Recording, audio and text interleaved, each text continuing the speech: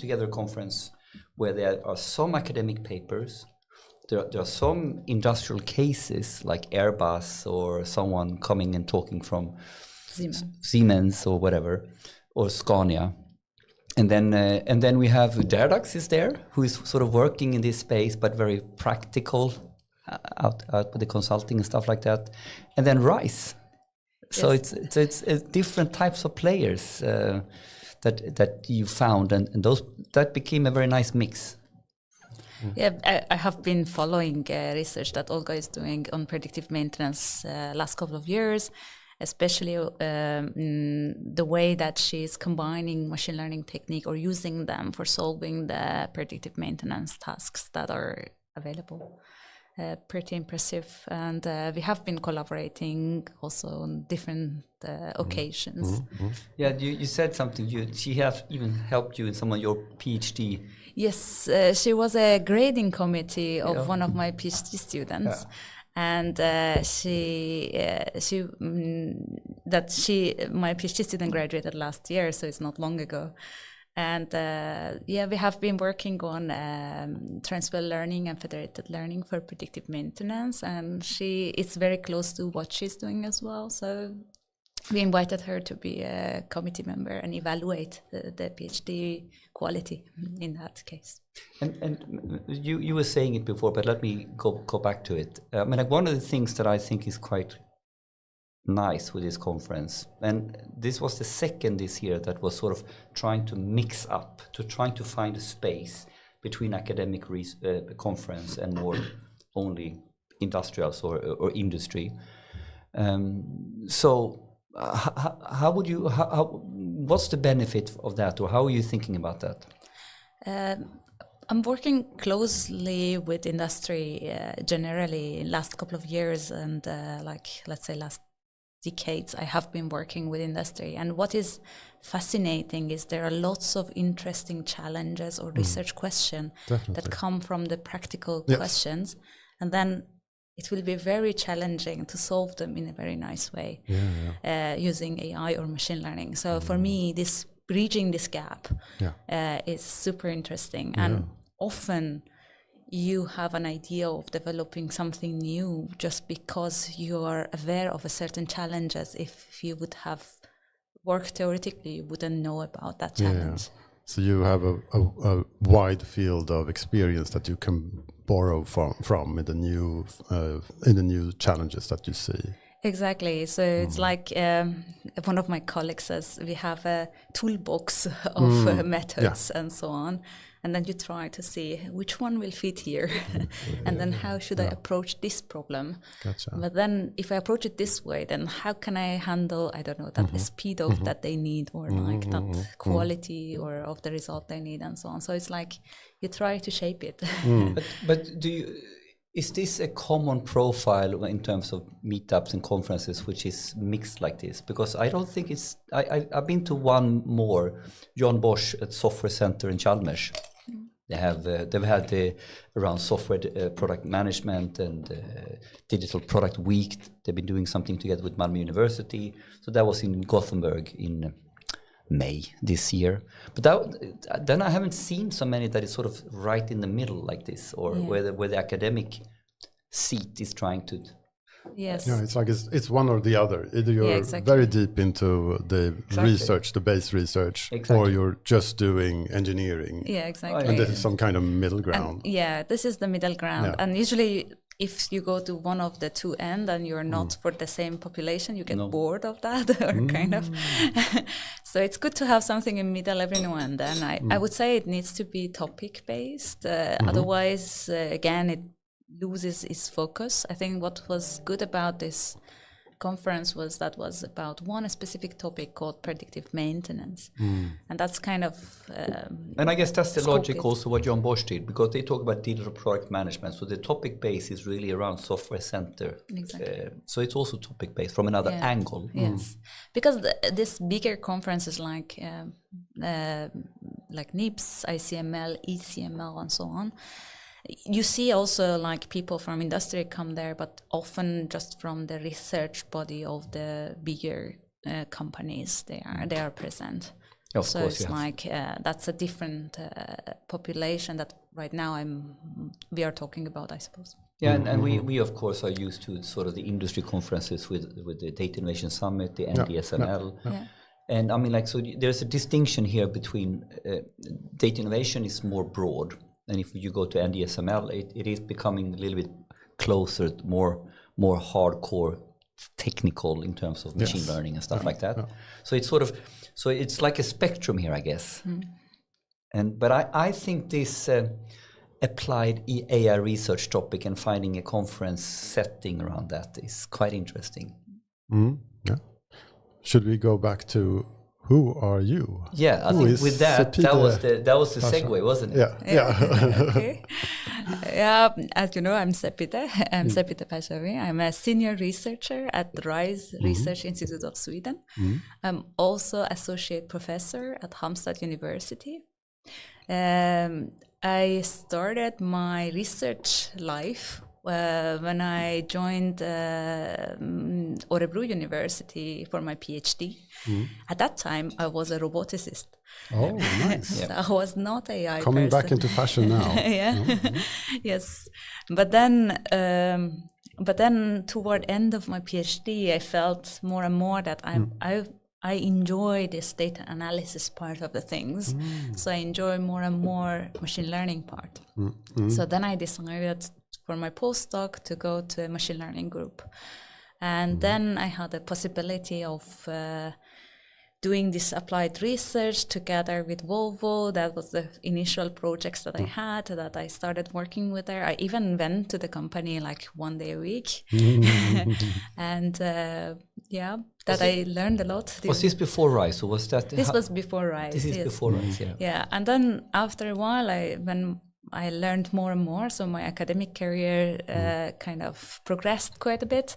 Then I moved to RISE. I joined RISE. I didn't move fully, sorry. I joined RISE. I still kept the Halmstad. You kept the academic foot. Yes, exactly. I mean, partly because it gives me a very, this possibility of staying in knowing always the high-end research, and because of the academic food and because of working with PhD students. And then at the same time, when I work with RISE, I work with a larger pool of companies and also public sectors that potentially are interested in applying AI. So it gave me a good competences, like complementary, at least for me so far. Yeah. When did you realize that you wanted to be a researcher? I actually didn't know, to be honest. So after my PhD, I was considering joining industry. Yeah. And so it didn't matter if I go to the industry or I stay in academia, to be honest, at that point. And but then suddenly I got the offer from the academia much faster. And then when I joined and I did more of the things I liked, I felt like I can make a change. Yeah, exactly. Yeah, I can enjoy it. Yeah. And to be honest, also another thing that is a little bit describes me is I have a passion for teaching. When I see somebody growing, as if like I get extra energy or something. Yeah. When I see my students, they're very successful after their graduations or their thesis or then I feel really well. Yeah, that's a nice feeling. So that's kind of very motivational. And just 1 minute on Halmstad University associate professor role. So here what does that mean in practice in Halmstad? So I have a couple of PhD students. I used to have 4 or 5. Now I have 3, I think, at Halmstad University. I also teach a bit, not a lot because of time. Yes, exactly. But I love teaching. I have 1 course in master level and then 1 course in education for professionals, which is more theoretical. And then I also have some projects there, to be honest. So one of my biggest projects is called Keeper in Halmstad, and it's a collaboration between Volvo Alfa Laval and Toyota Material Handling and a company called HMS, which is for networking. So it's a long-term project, and it's with a lot of people. So like around 50 people are involved in that project. That's a big so project. it's a big one. Yes. How can you choose between the different? Can you do basically anything you want, or do you have to teach a certain amount, or how does it work? I have been lucky enough to have the flexibility of choosing the things I would like to do. In general, if you can kind of get research project, then you have the possibility of adjusting that how much teaching you want to do. But that depends. And then we also need to acknowledge we are now here in the 9th season, and Sahar, a good friend of you, was here in the 1st season. And I didn't know until you told me that you knew each other even before the PhD work, or being you knew each other from way back. Yes, I mean Sahar is I can say she's almost a family to me, more than a friend. Yes, we have been having a similar journey, at least at the start. Like we had a similar education during our bachelor and master, and then also similar during our PhD. And then Sahar decided to move to industry, and I stayed in academia, so we diverged at that point. Yeah, but even up to the robotics and RoboCup, you were both doing that, I exactly. guess. So we were both in the RoboCup competition in Japan in 2005. And we had a team for soccer simulation. It feels like ages ago, but it was a nice exercise, fun exercise. Yeah, I don't remember, maybe for the listeners, RoboCup, is that the soccer game that you... RoboCup competition is the idea of that competition is that they would like to enable robotic to reach a level that the robots can play basically soccer with human. And so they would like to make it both from physical shape and also intelligent and communication, and there are several research questions comes to the picture to make that happen. So it is the World Cup for robots playing football. Soccer? Basically, yes.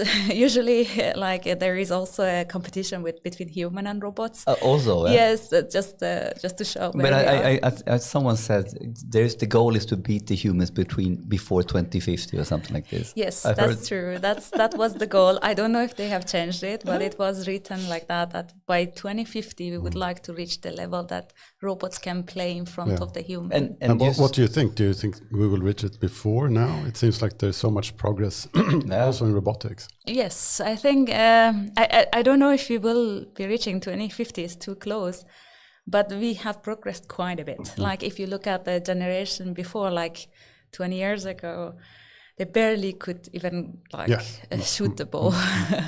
And but nowadays is kind of a different story. And the point with this is there are also different leagues. So like the full-grown robots, the smaller robots, and the simulation. The simulation, yes. And there are, because of this, the different leagues, they also have different research focus.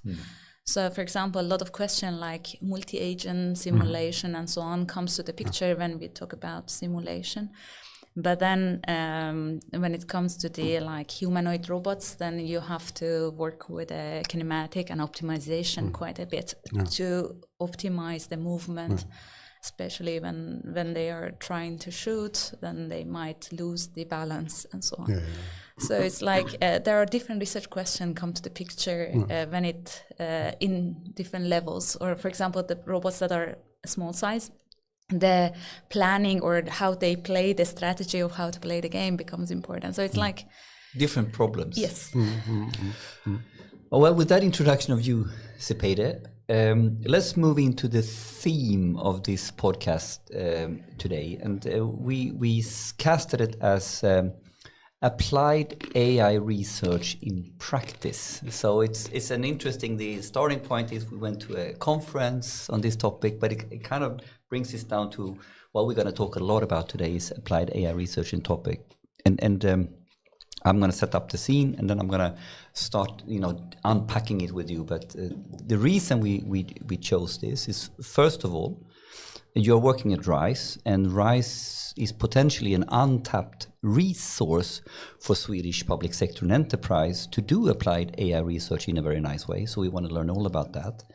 And then there's the bigger question of how should we think about applied AI research? I mean, like we are moving so fast now, we are experimenting left, right, and center. So what is engineering, what is research, and how to go about it in corporates is an interesting topic. So with that setup, my first question to you, to start this off, how would you unpack the theme? How would you sort applied AI research in practice? How would you define? How would you frame that? How would you unpack that? You said unpacked resource. RISE is an unpacked resource, and that caught my eye a bit. Untapped. Untapped resource, and that was a bit. To be honest, I agree with you. It's not like we don't do AI research. We do a lot of AI research at RISE, and especially we have been interface to the European level of what can be done by AI, and we have been developing in several different layers from the infrastructure to what it needs to do, like in the high-end research. But I have a feeling that it has been all under the radar, so not so many people know about it. This is my point. So my point was not that you're not doing a lot. Yeah. The point is that when people are thinking about getting help, they don't know about this channel. Yes, that's my feeling too. So I agree with you in that regard. And but generally, RISE has been there, or strategically placed there to strengthen Sweden industry, Sweden public sector, and government all together. And and AI research is strategically became important since a couple of years ago, and we have been also, before that, we have been focusing a lot more on digitalization, but now the focus has been a lot more and more on AI, how we can use AI in different sectors, basically. And sometimes when you say, how do you start doing applied AI research, is sometimes companies come to us. They say, we have this problem, can you do something? And then we try to find the right people, that they have the certain competence, and try to formulate the problem and try to solve the issue. And but sometimes that's the other way around, that we have an interesting problem. We know there is an interesting research going on. So we reach out to some of our contact in industry and say, I would like to investigate this. And I think this will be beneficial for you down the road. So there really is, sometimes someone has a problem and they think, we kind of need research applied to this to start understanding it better. This is when they come to you. And sometimes it's a little bit like, guys, you haven't waken up to the importance of federated machine learning. So maybe you should have a look at it. Depending on how you probably have an ecosystem of data you need to deal with. Exactly. And then, but a lot of times also we get a question that we want to do some AI, but we don't know what. And that's kind of, then we try to set up workshops, try to understand their problems, try to understand which kind of data they have, and so on. So it sounds like my job. Yeah, it is. And a lot of times people only think about we go to the consultants to get started with this or something like that. But you are a senior researcher at RISE. And how would you explain that role, and how is that role organized within RISE? Generally, RISE is a very flat organization, so the titles are not very strongly designed. We have researchers and senior researchers, and then some people in the management.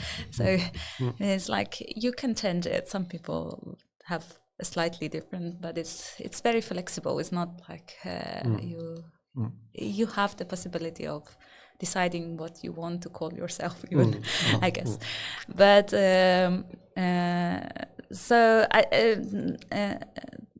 most of the time as a senior researcher, I'm responsible for making sure that we can deliver what we are promising. So the responsibility would be more on the senior researcher than the researcher, let's say. Can you always do that? I'm still trying to get back to this. What is applied AI research? And there's like often if it's research, then you more or less don't know if you can solve the problem. That's at least my experience. And then when I come in, that's like I have a pretty good feeling that this can be solved. Yes, because you call yourself an AI engineer, Jesper, but you're doing a hell of a lot of experimentation still. Yes, and I think everybody is doing that more or less today because it's relatively easy to experiment. And would you call that like applied research, or when does it become applied research? I think at least this is how I see the difference between the consultancy and the research end. So when you have a clear task and also have a clear solution for it, then you don't need us. So you will give it to the consultant and they can do it, and they can do it even production level, let's say. But what we do instead is like we create prototypes that potentially shows that how well we are doing something. And that's a research shape of it. But still, because of our experience in working with different data, different industry and so on, so we have a feeling that potentially this solution could work. If not, we go like back or we try this slightly different one. So we have backup plans and so on. Even for research, you get a feeling of that could potentially work or not. That's kind of part of the job, I would say, as a supervisor, sometimes as a senior researcher. I think I understand sort of the distinction. I'm often finding myself employing master's students. If I'm like this, I'm not sure that it will work out and it's not mission critical. Exactly. But then if it becomes like too difficult for a master's student, that's when I should call RISE. Yes, that would be good perfect. To know. But could it also be, I'm trying and testing another angle on the difference here. Because a lot of times, even if you're a consultant or even if you're in industry, we say, we need to do a pilot and a POC of something. And maybe also there's a difference and distinction here that if you go to a company like RISE or an organization like institute like RISE, so instead of the consultant doing sort of a POC in a, I would argue, unscientific way, you could argue with a more rigor in sort of a research approach, PhD approach, and coming from that angle, it potentially sometimes when it's difficult, you need more of a scientific method in how you do the pilot and the POC and stuff like that. Would that be a fair distinction as well? Like consultants do POCs. What's the difference when you do a proof of concept? Yeah, we also do proof of concept, and we have to do it. That's the nature of AI, I would say. Doesn't matter who does it. Like in the company, they have to do it. In the consultant, have to do it, and we have to do it too. You have to get a feeling about the data, and that's the only way of getting that. Yeah. I would say the difference is like sometimes we try technologies that are not commonly used, and that's maybe the main difference. At least we hope so. That's the main difference. I think this is a very good angle, and we can take the example of federated machine learning, and we have good friends, all of us, with the scale-out guys, and this is still a technique that is maturing. It's not commercially available in the large vendors yet and stuff like this. So this is also a very good angle, I think, where you fit in perfectly. Exactly. So, for example, let me tell you a good example of this. Yes. So if you use federated learning in the hospital setting, you often use it because of the privacy reasons. So you want to not to share data and so on. That's why you are doing this. But if you do it together with some vehicle companies, so then you don't do it for the same reason, because certain signal might be anonymized enough. Nobody knows what that signal is about. So often you do it because you want to decrease the transmission of the data, because that's costly. So then most of the existing literature is trying to kind of not share the data. And that focuses on that, or like what's the minimum communication. Which is actually the problem is privacy preserving data. You're not worried about privacy preserving, you're worried about transmission costs. Yeah, exactly. And then as soon as this objective change, you can change certain things to the existing models to adjust or allow certain variation to the technology that exists, and there it becomes a research. Otherwise, I like. Yeah. I'm struggling with the transmission cost. Why is transmission? So, for example, you have thousands of features, and you don't want to convey all of those in telematics. You can, of course, capture them, and whenever you connect it to wireless or something, then you offload it. But if this is like, it's important for something that is safety critical, you want to have that 1,000 features through telematics, and that's costly. You don't want to do that. So then you can do this kind of models. But this is sort of future, I would say. I'm imagining that. No, but because I think at EPFL you presented, I can't remember, you presented a project around fleets of vehicles. Yes, self-monitoring. Self-monitoring vehicles. Yeah. So this is the example with the Volvo trucks or the Scania trucks, and they have been connected for years. They've been doing telematics for years, but what have they really been sending, and how have they been sending it? Yeah. And at some point also you don't want to send more. Becomes too costly for the customer. So you don't want to. So but the federated approach applies that there's some kind of taking things together from parts and making something out of the parts. So basically it tries to send the parameters of the model rather than the signal itself. It's in this way compress. So you compress the data somehow. This is a way to compress. That's the idea. Yeah. But could we be a little bit pragmatic or practical? So could you kind of take us a little bit through? Let's put up a case, like a scenario. I have a question that maybe has a bit of research in it. I'm working in a medium-sized company, and I'm thinking maybe I should try to ask the question about or raise the problem to RISE rather than to my local consultants. You know, what's the experience? What is happening here? You raise a question. How practically does it work, or how do you engage with RISE? How does it work? So RISE often is a very bottom-up organization. And so you often find somebody at RISE and then reach out to that one contact that you have. Feel free to contact me. That's a good one. That was nice. No, it's just joking. No, I'm quite busy, to be honest. Then we will internally within RISE try to find the right person that has the time and the competence that solve the problem. Another thing I like about RISE is, and makes it a bit unique, is a range of competences that exist. For example, we have interdisciplinary project from AI and material science, and we have all the expertise we need in-house. Yeah, because you have so many institutions under the umbrella of RISE. Yeah, exactly. So if sometimes a combination of the researchers from different departments kind of can solve the problem, not the AI person alone. So those cases are also very interesting. So how does that work?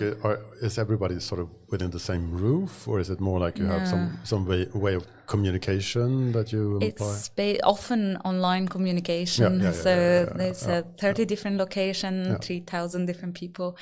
But for example, I'm working together on a project called AI SACS. It's a collaboration between RISE, AstraZeneca, and Tetra Pak and Max 4 in Lund.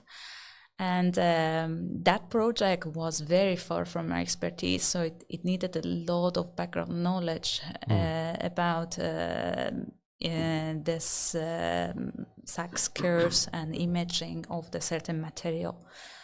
And so in that project, we are like several people from different departments. And then while we are in the same discussion or meeting, then we will figure it out what we can do. If we are alone, almost we cannot solve it. So it's quite interesting project in that regard. But if you need somebody, like you have the feeling that there's somebody in the network, but you don't know which one, how do you find it? Usually then you will ask your manager, and then it goes down the management level if you really need somebody and you have no idea. But But after a while being in the organization, you get a feeling of who you can ask. Yeah, maybe you should have a Slack bot that knows everybody, so you can ask the Slack bot. We have also something called AI Center internally at RISE. Is that Sverker? Yes, Sverker Jansson, and he's really nice. And what he has done is he created an ambassador group.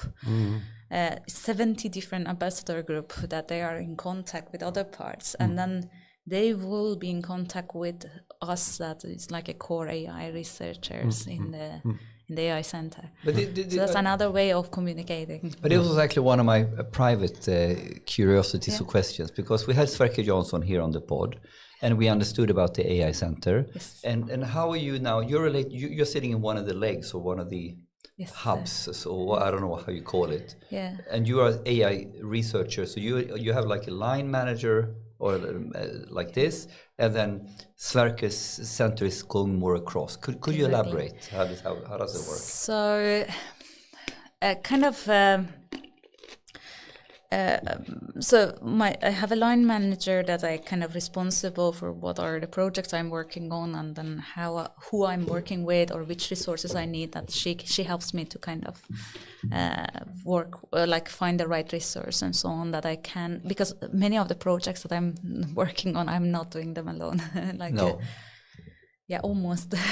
You're the senior researcher, and then you have researchers in the project. So it's like, therefore, I really need her help to kind of give me the resources I need, and also our projects are time limited, resource limited, and so on. So it's like we have to find the right person with the limits that we have, that we can deliver kind of what we need to deliver.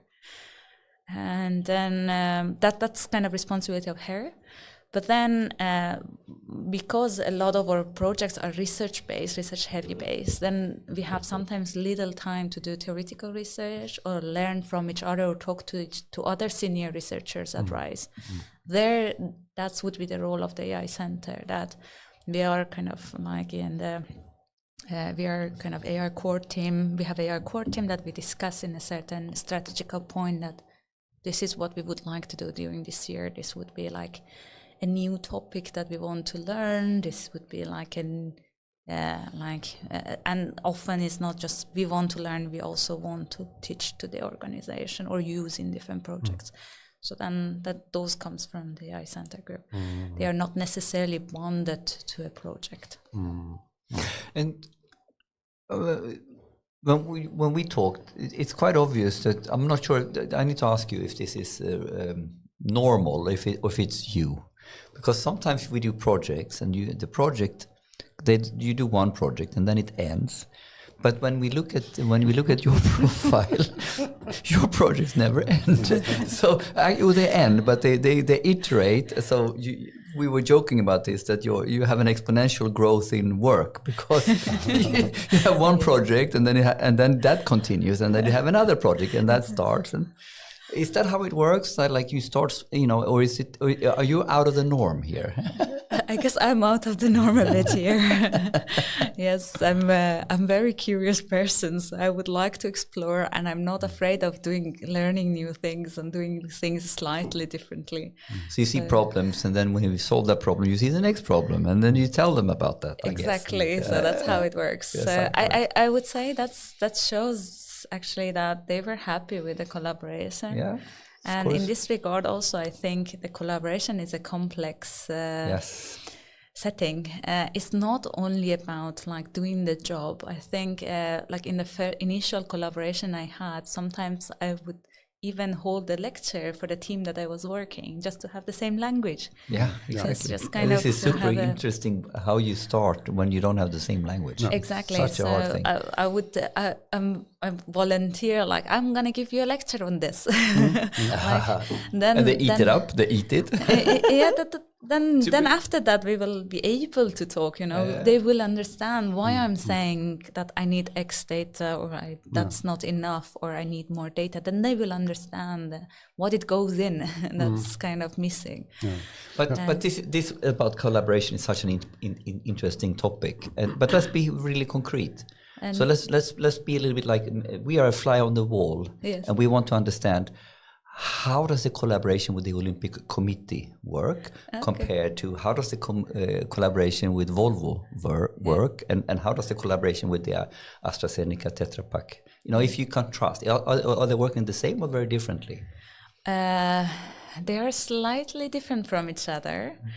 So,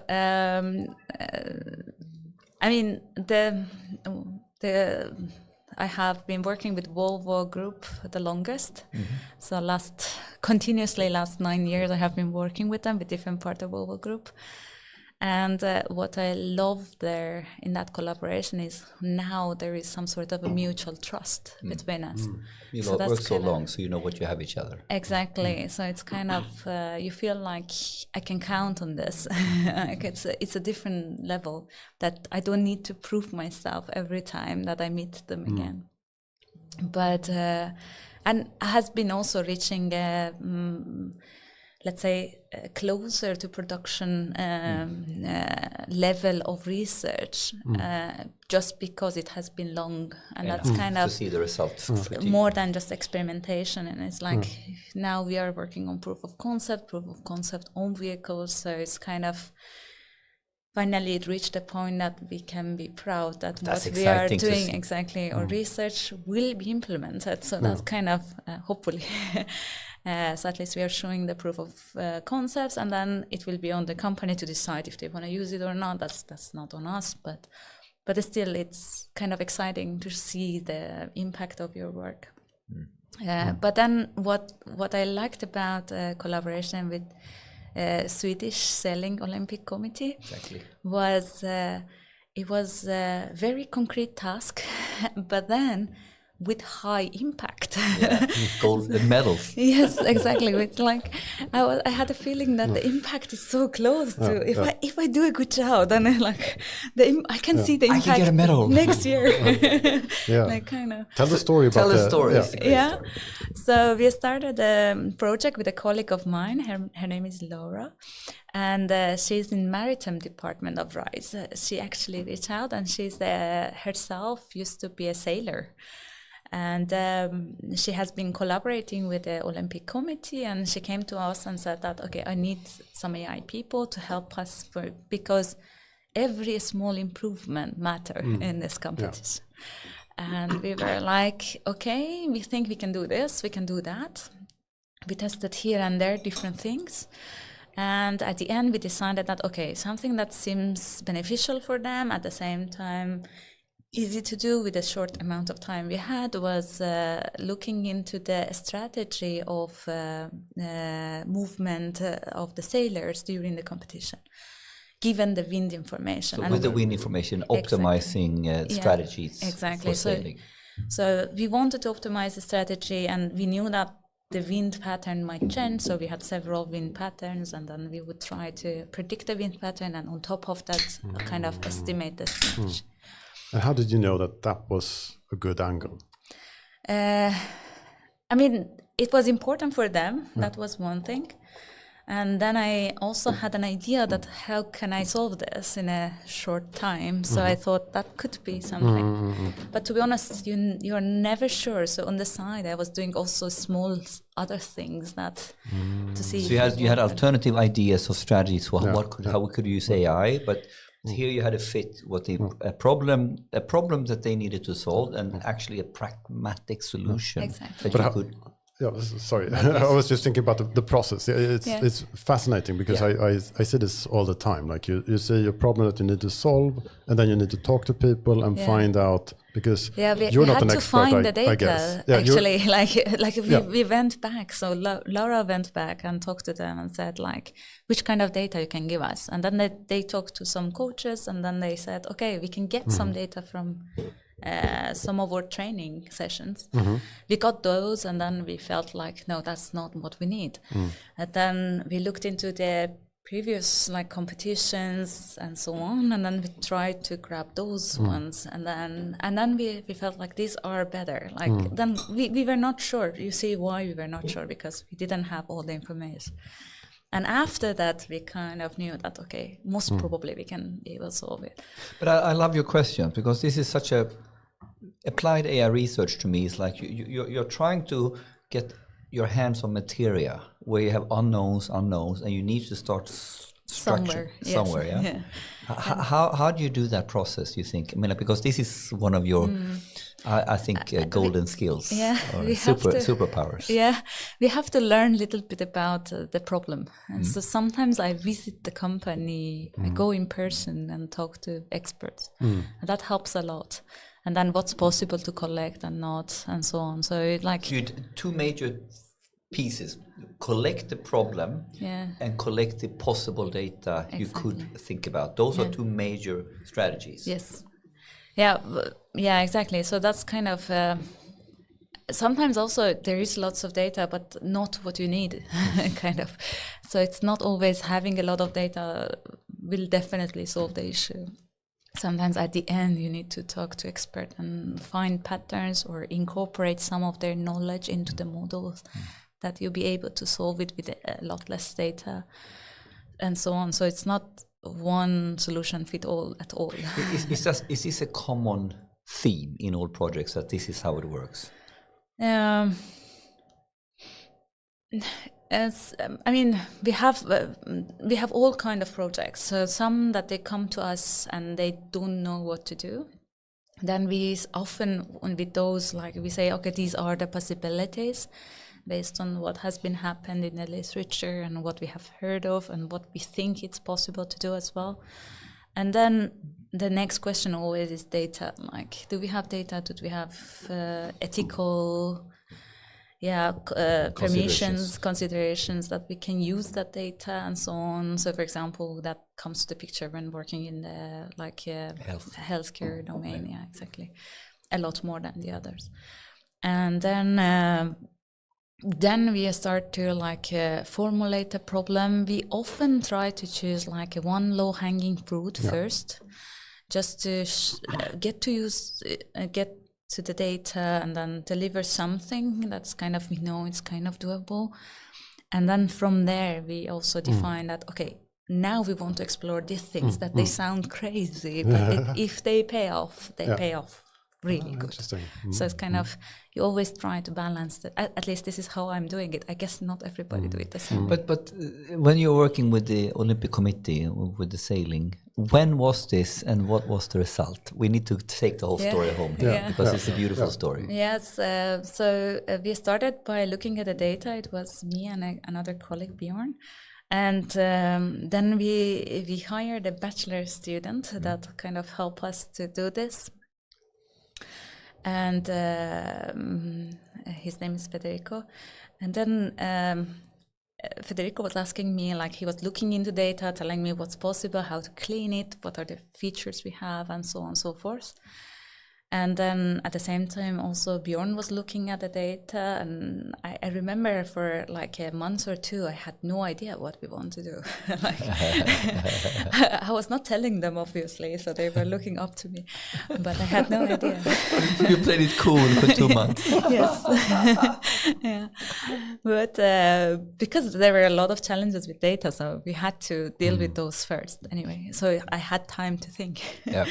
And then I came up with an idea that let's do this method. And then let's do this method still meant we couldn't use it off the shelf. So because, for example, we use a method called ASR. It's a very old traditional model for optimization and especially for gaming to find the shortest path. But often on those problems, you're dealing with a kind of a limited space and also a very discrete kind of environment. But our environment was not discrete. And then it was not, we couldn't use it just blindly. So then we started to think, okay, how we can do that function, how we can work with that function, and then how we can model the angle. Breaking it down. Did you make it discrete? No, we were using the angles, and then we just keep track of the angles that we have explored. So we didn't make it discrete at the end. So we did it slightly differently, and we published that work also. So it was not only we helped kind of the Swedish Olympic Committee. And when was this? And which Olympic game were you working? This year. This year, yes, right? 2024, yes. Yes, so it was coming up to 2024. Yes. And I was watching this on television. Me too. I was heavily following. And how did it go? It went really well. I mean, the sailors in the Olympic team, they are amazing, to be honest. And I was so proud, and I was happy to see that I had a small part. So how many medals did we get? Two. One bronze and one silver. And was it working like this? Like you supplied now a toolbox for the coaches, for all the coaches of all the Olympic sailors? Or was it focused on some classes? Four classes. Four classes. Four classes that they were competing in the competition. But of course, we would like to do more for the next Olympic. But 4 classes, and within those 4 classes, you had 2 medals. Yes, exactly. They were very good. It was not on us. I mean, I would. I think it's your medal. No. I'll give it to you. No way. Like it's the hard work of the sailors for sure. We were there fun. to help. Exactly. But it was fantastically fun. And yes. I can imagine when you've been working on the model. I know what you told your father. Imagine. I get goosebumps. It's so cool. Yeah, amazing. It's good fun. Yeah, it's not the whole team. I would say like we were in the. And now because of this, there's some more. I heard somebody said curling. Yes, we are. What are you planning to do AI for curling? Yes, because as I understood, curling is a very challenging game too. So the stones are different from each other, and then also like during the training, the consistency of the players matter, and also like for a particular location, and the consistency is not obvious to do. Like a small angle difference from the way you are throwing will lead the stone to go far So away. once again, data-driven coaching of how to improve your game.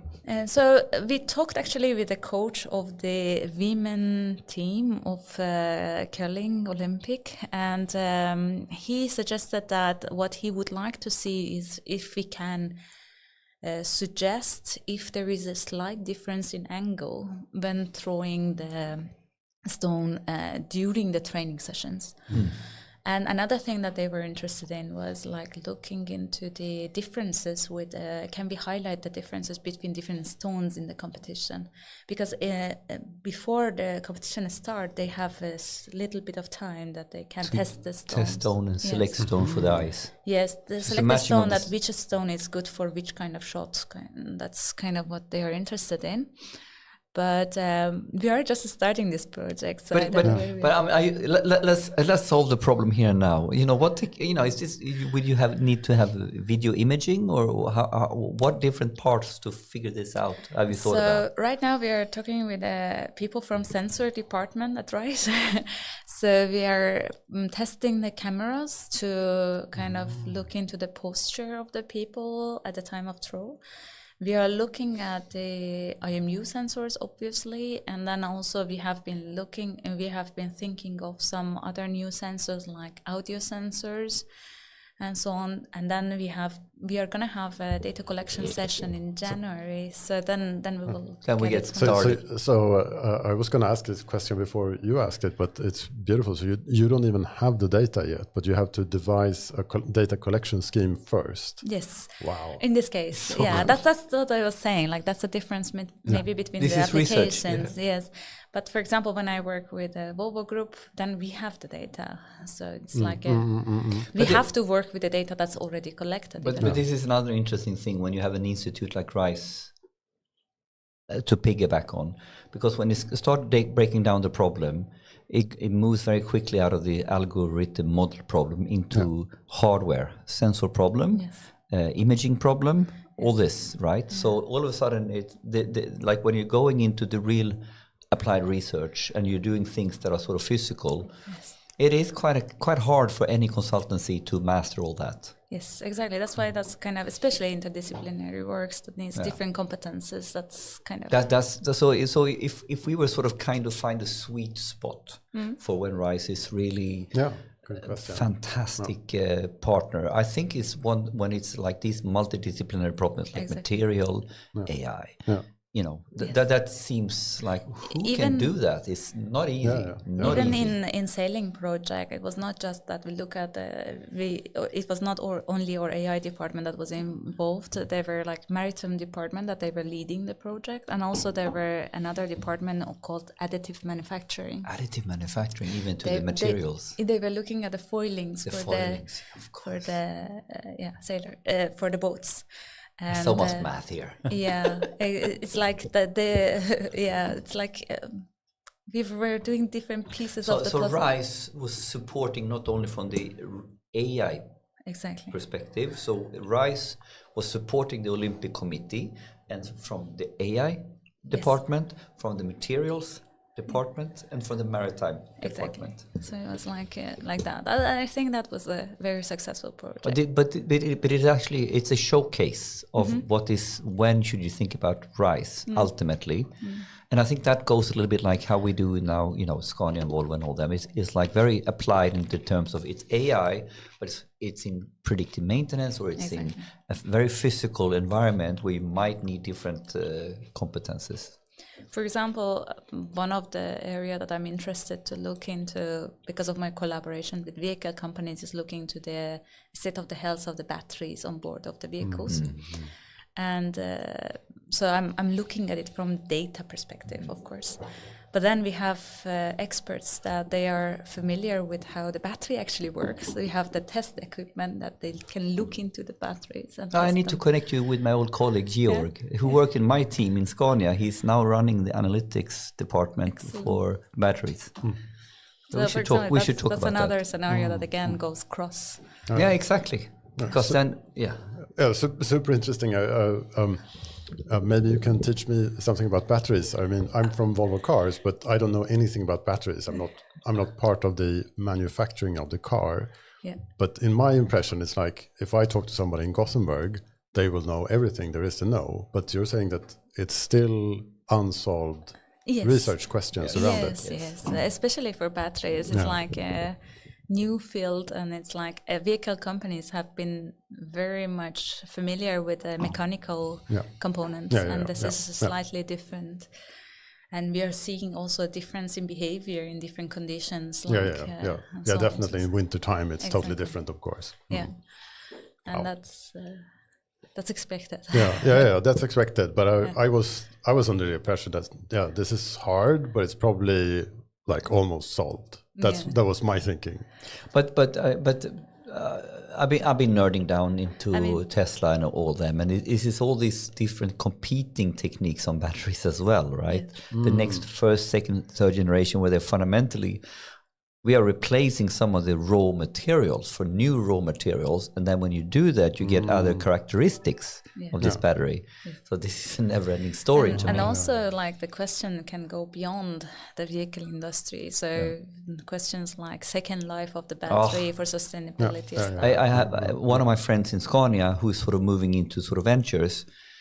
There is a big game going on now on circular economy. So if we have a battery in the truck here, now it can't really go in a truck anymore. Where could it go now? Could it go in a battery wall? How would that business model work? So this is sort of, it's business modeling research as well. Yeah. Do you do that? The rise to business model research, because this is no one has thought we are figuring stuff out. Yeah. We don't do it, at least not our department. We are more on the techie side. Yes, exactly. So, but our partners often think in that way. Yeah. Like when I talk to Volvo colleagues or Scania colleagues, they think that way. Yeah, have to. And I'm going to switch gear, because now we talked applied AI research very much with a RISE focus, and I want to really move into the second dimension. Applied AI research in general, and how corporates and public sector should think about it. But before I go there, I think we should have a small AI news section right now, because the segue to do it right now would be perfect, and then we move over to the next topic. It's time for AI news, brought to you by AIAW Podcast. So in the middle of the podcast, we are trying to pick out some interesting AI news we found. Sometimes it's one, sometimes it's many. I have one major news piece I want to talk about, but I will start with you, Sepideh. Do you know maybe this was coming, or did you know? You told me that this might come. Yeah. Do you have something did something you pick up in the news that you want to talk about? If not, it's okay. I didn't pick up in the news, but I read a paper. But that's fantastic. Yesterday. Let's go the there. day before that I was enjoying. So please, maybe I can explain that. Yes. So the paper is not new; it's 2022, and the paper called Informer. The idea of the paper is we know we have been seeing success stories of natural languages, for example, in ChatGPT, and then they can kind of memorize a long history, connect, and therefore they can kind of generate a new text that's kind of comes human-like text. So the question is, can we use the same technology for time series? What would be the challenges and what makes it easy? And this is kind of one of the research areas that I'm interested in and I have been reading about. And one of the papers that I liked was this Informer paper. It's not super new.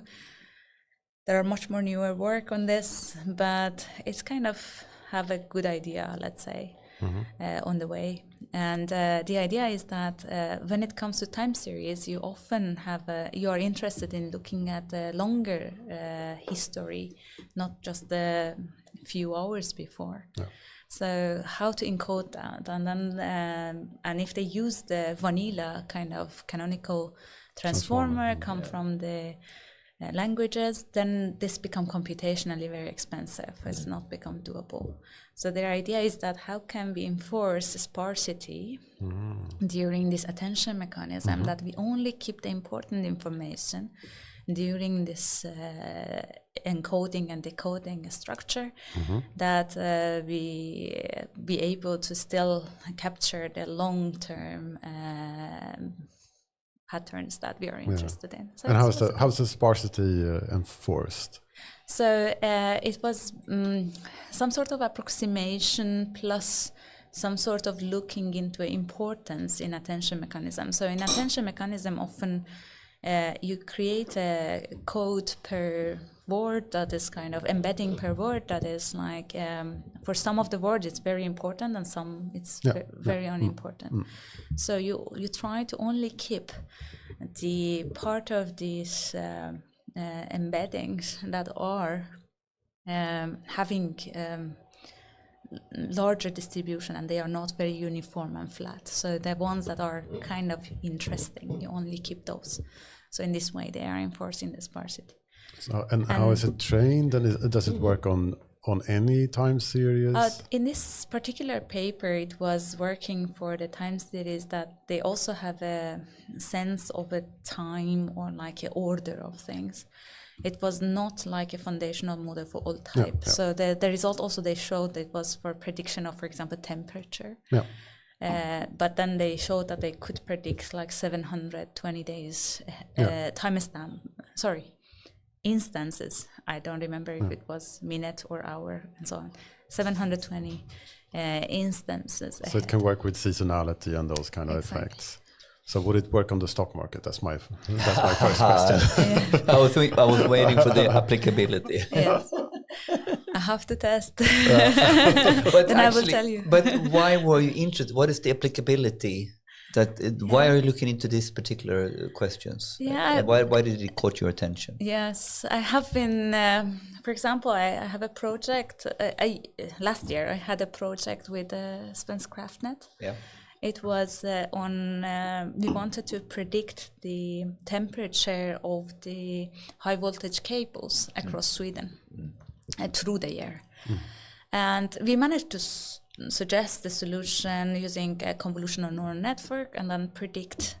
But then our prediction was not very far in future and it wouldn't include lots of information from past. So I was hoping that I can find a solution that I can predict a lot longer in future. You want to extend the prediction? window. I want to get the next project with the Svenska Öppet too. You know? I know what you're doing. I've seen your excellence in motion. Yeah. Cool. Okay. Did you have any new segments you wanted to share, Jesper? I have. So I've been, as you also have been, very interested in agents, and there are a lot of different sort of foundational works that's being done. Foundational sounds like it's very heavy on math or something like that, but it's not so much that. It's more like scaffolding things. How to practically scaffold this. So first there was this, both of these things are from Anthropic. So Claude released this computer use that was a few weeks ago. That was almost scary. Yeah, that was it's scary to think about releasing that into the wild because it's letting the LLM take control of the computer and do basically anything. So that seemed like an interesting thing for how do we connect agents to do things in the world Properly, like practically. But it feels like, yes, that's how I use the computer. So it's like you can click here, you can click there, and then they count the pixels and etc.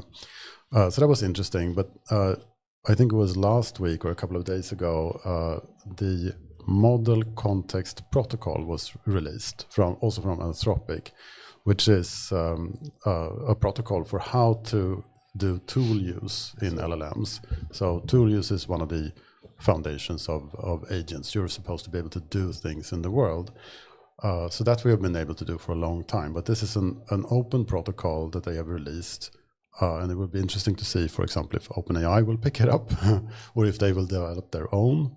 But it's a way of connecting different services. It can be local on your computer or on the web somewhere to the LLM. So you can just specify what tools do you have available. So it can be like a SQL database, it can be your GitHub login, things like that.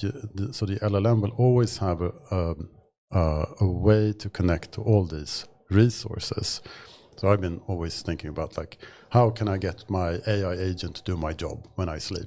That's when I saw this, I mean, like I think this is a fairly big deal. Yeah. And if you contrast that to the current approach, where it's very, very fragmented, and we are using different protocols and different approaches in every single piece of the puzzle.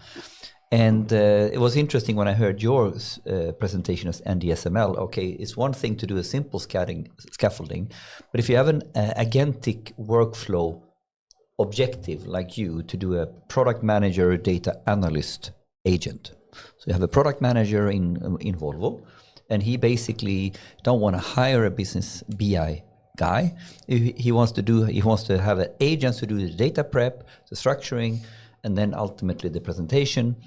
And if you take that on steroids, you need to go out and do different things, and even sensor data, different types of protocols. This becomes a very, very fragmented multi-agent model. Yeah. So having then a universal protocol is a very interesting thought. Yeah, it feels almost like... Did I get it right, by the way? Yeah, I think so. It feels almost like the HTTP of agents. So the HTTP of agents. We coined it now. We said it first. It hasn't been out on the internet. We think about this as the HTTP of agents. Yeah, that was cool, and people are doing cool stuff with it, but it's mostly it's foundational. Things. So I like the way that you said that this is foundational in terms of fundamental protocol that becomes the HTTP protocol of agents. Mm-hmm. I think it's super cool. It's really interesting. Let's see where it goes, and let's see how broad. It's already a lot of tools that are being put into this protocol. But you said it right. It's open, done by Anthropic. Will open AI pick it up. Or maybe they are forced to. What's your bet? What's your bet? I wouldn't be able to bet. I think it's 50-50. 50-50, yeah. Because I can see how they're squeezing. Should we do it or not? Because they have something they added recently that you can connect your coding tools. Your terminal and your notepad can be connected to ChatGPT.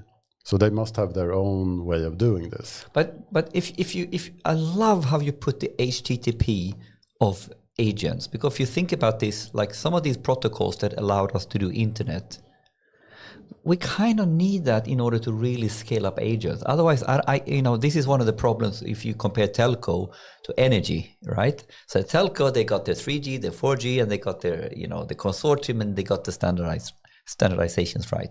And then in energy, we never managed, and it's a nightmare, Smart meters here and there, different protocols, LoRa, la la la. So, so for LLMs to really scale out like the agent vision, I think this is foundational. We'll see. Maybe it's the XML instead of JSON. I don't know. But JSON came later and became much more popular than XML. Maybe this is the XML. I don't know. We don't know if this is the final game. No. That's true. Interesting 2 topics. I'm going to have one topic as well. And my topic is then a very contrasted topic to you.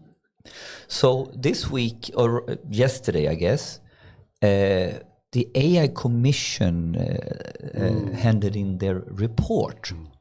So the AI Commission was set up by the government and led by Karl-Henrik Svanberg, who put together an expert team to basically, as we do commissions in Sweden, to put a report together in order to highlight, where should we go with AI in Sweden. And for people who's been on this pod in these 9 seasons, we had a few of them from Regeringskansliet. It's like, here's another report.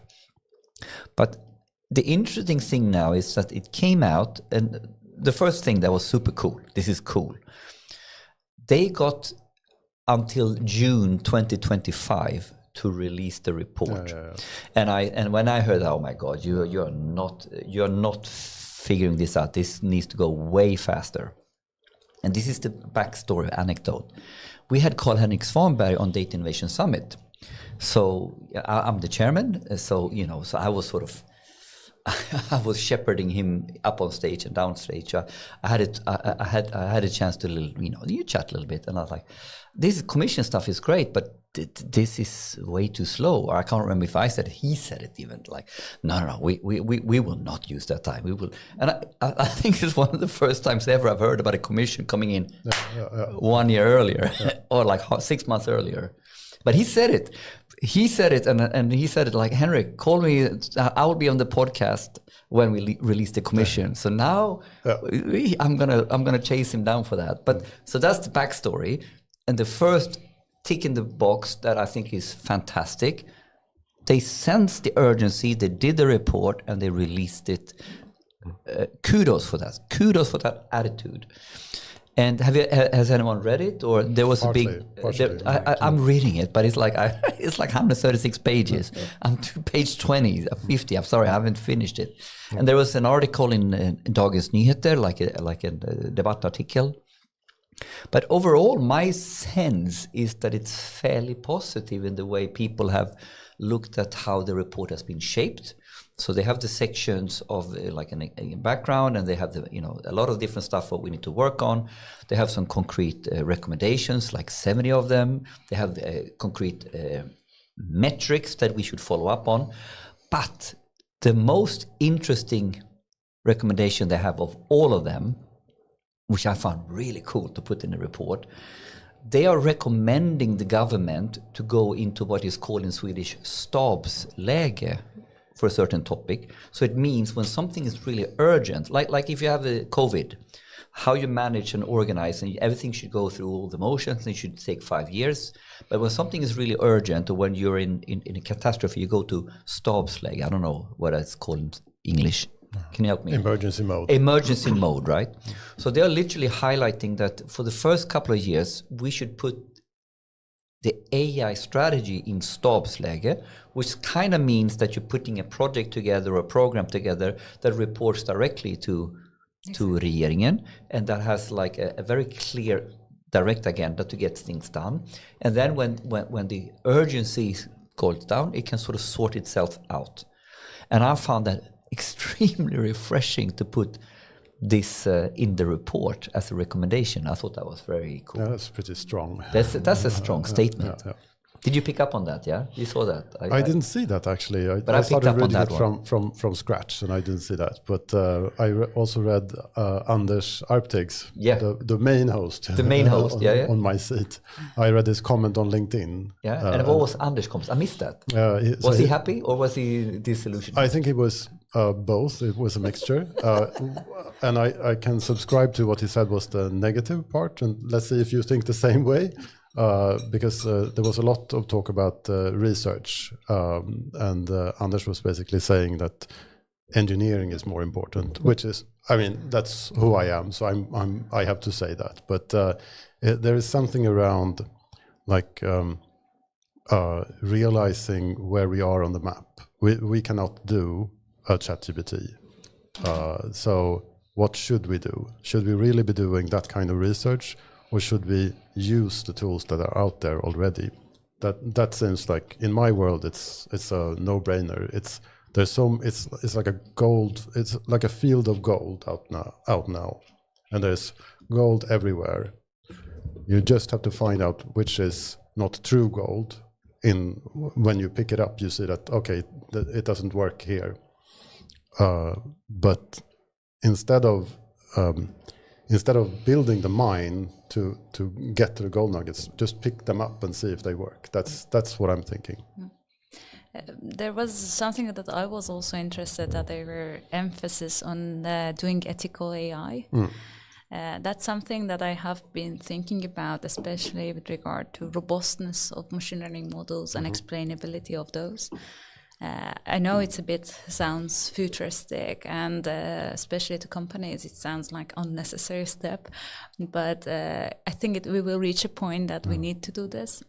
But on the other hand, like often this becomes super important to the public sector and government. If they want to use AI, they have to understand the limitation. They have to understand what they are gaining and what they are losing in return. And that's something that we have to work on. And I was happy to see that it was in the report. Yeah, I love the approach of explainability and ethics. Then it becomes more tangible. Exactly. And for example, I love Anthropic's work on that, where they try to find the features within the network and try to learn more about what's happening around that. Yeah, and if we're going to be opinionated, I have sort of two angles of opinions on this work.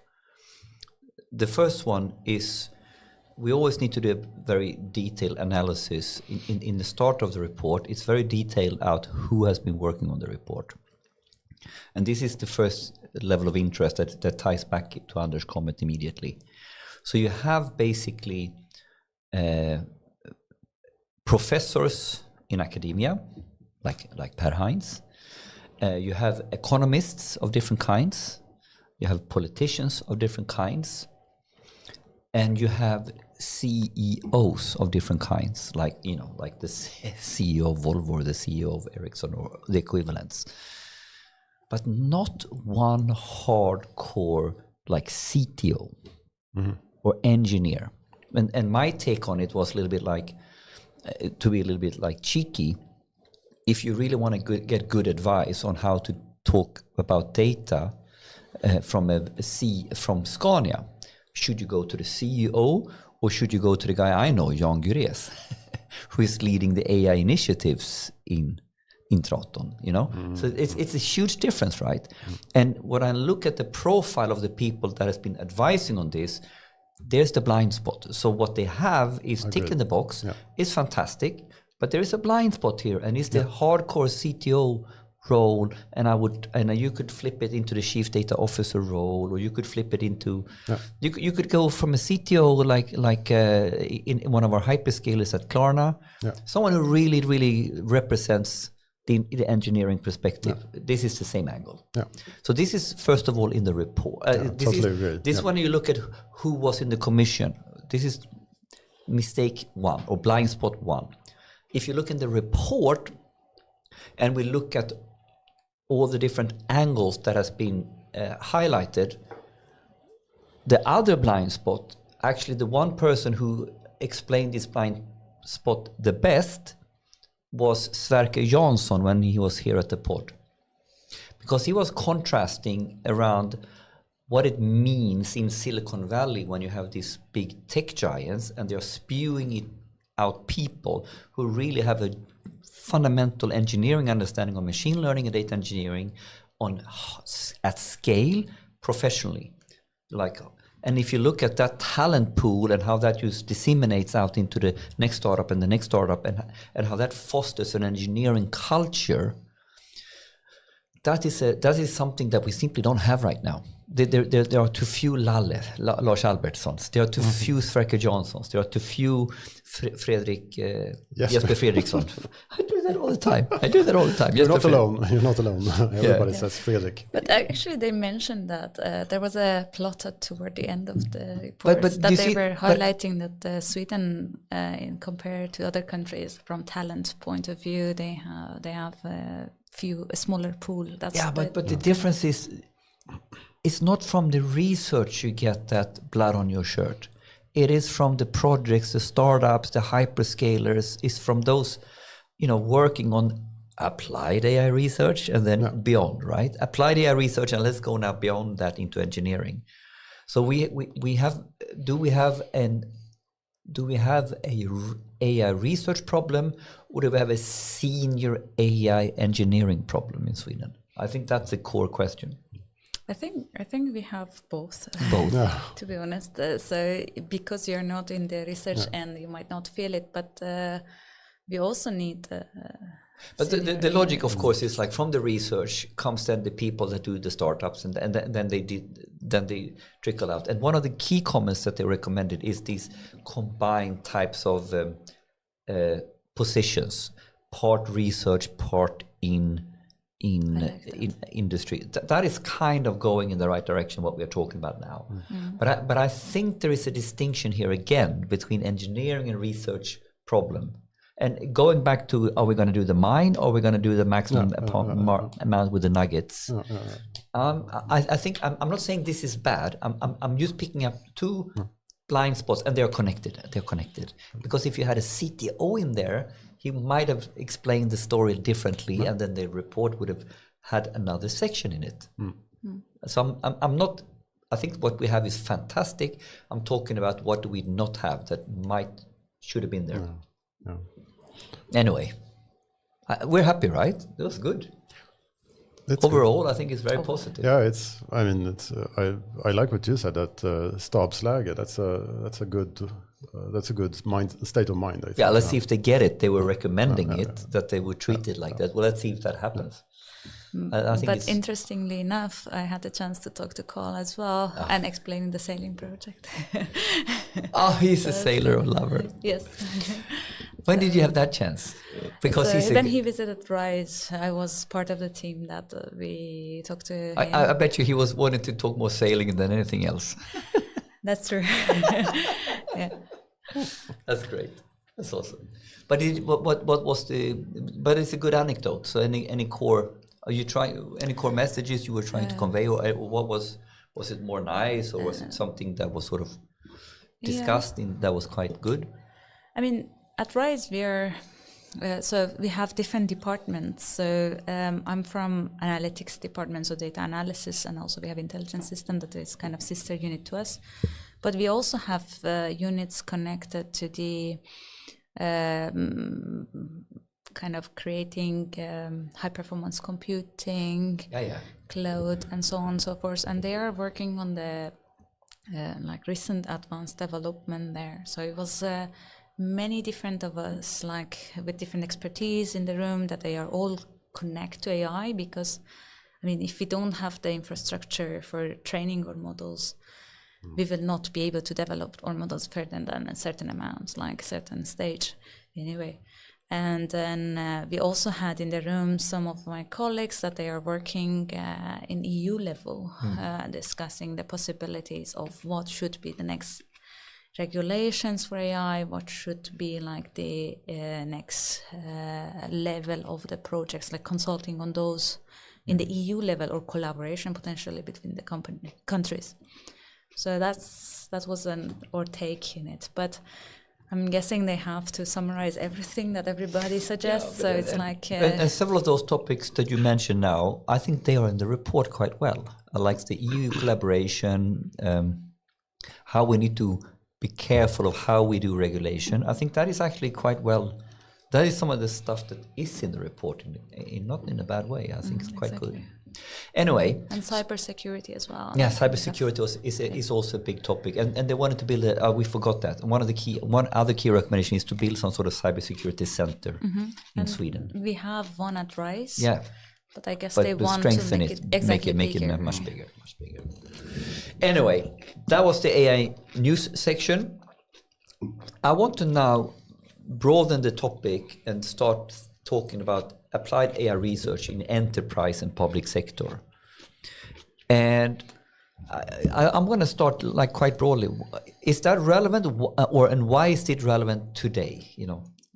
Do we need to think about applied AI research more in general in companies and private sector, given where we stand in 2025?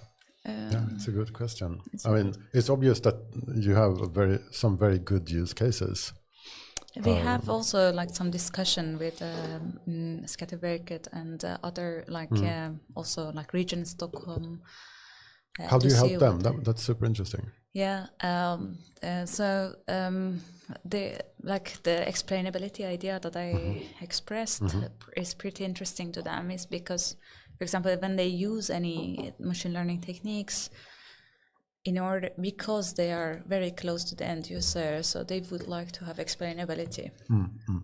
So that was the topic that I have been talking to them, and also many of the explainability models that exist, they are often designed to be communicated to the developers, not the end user. But then what they need is to communicate to the end user.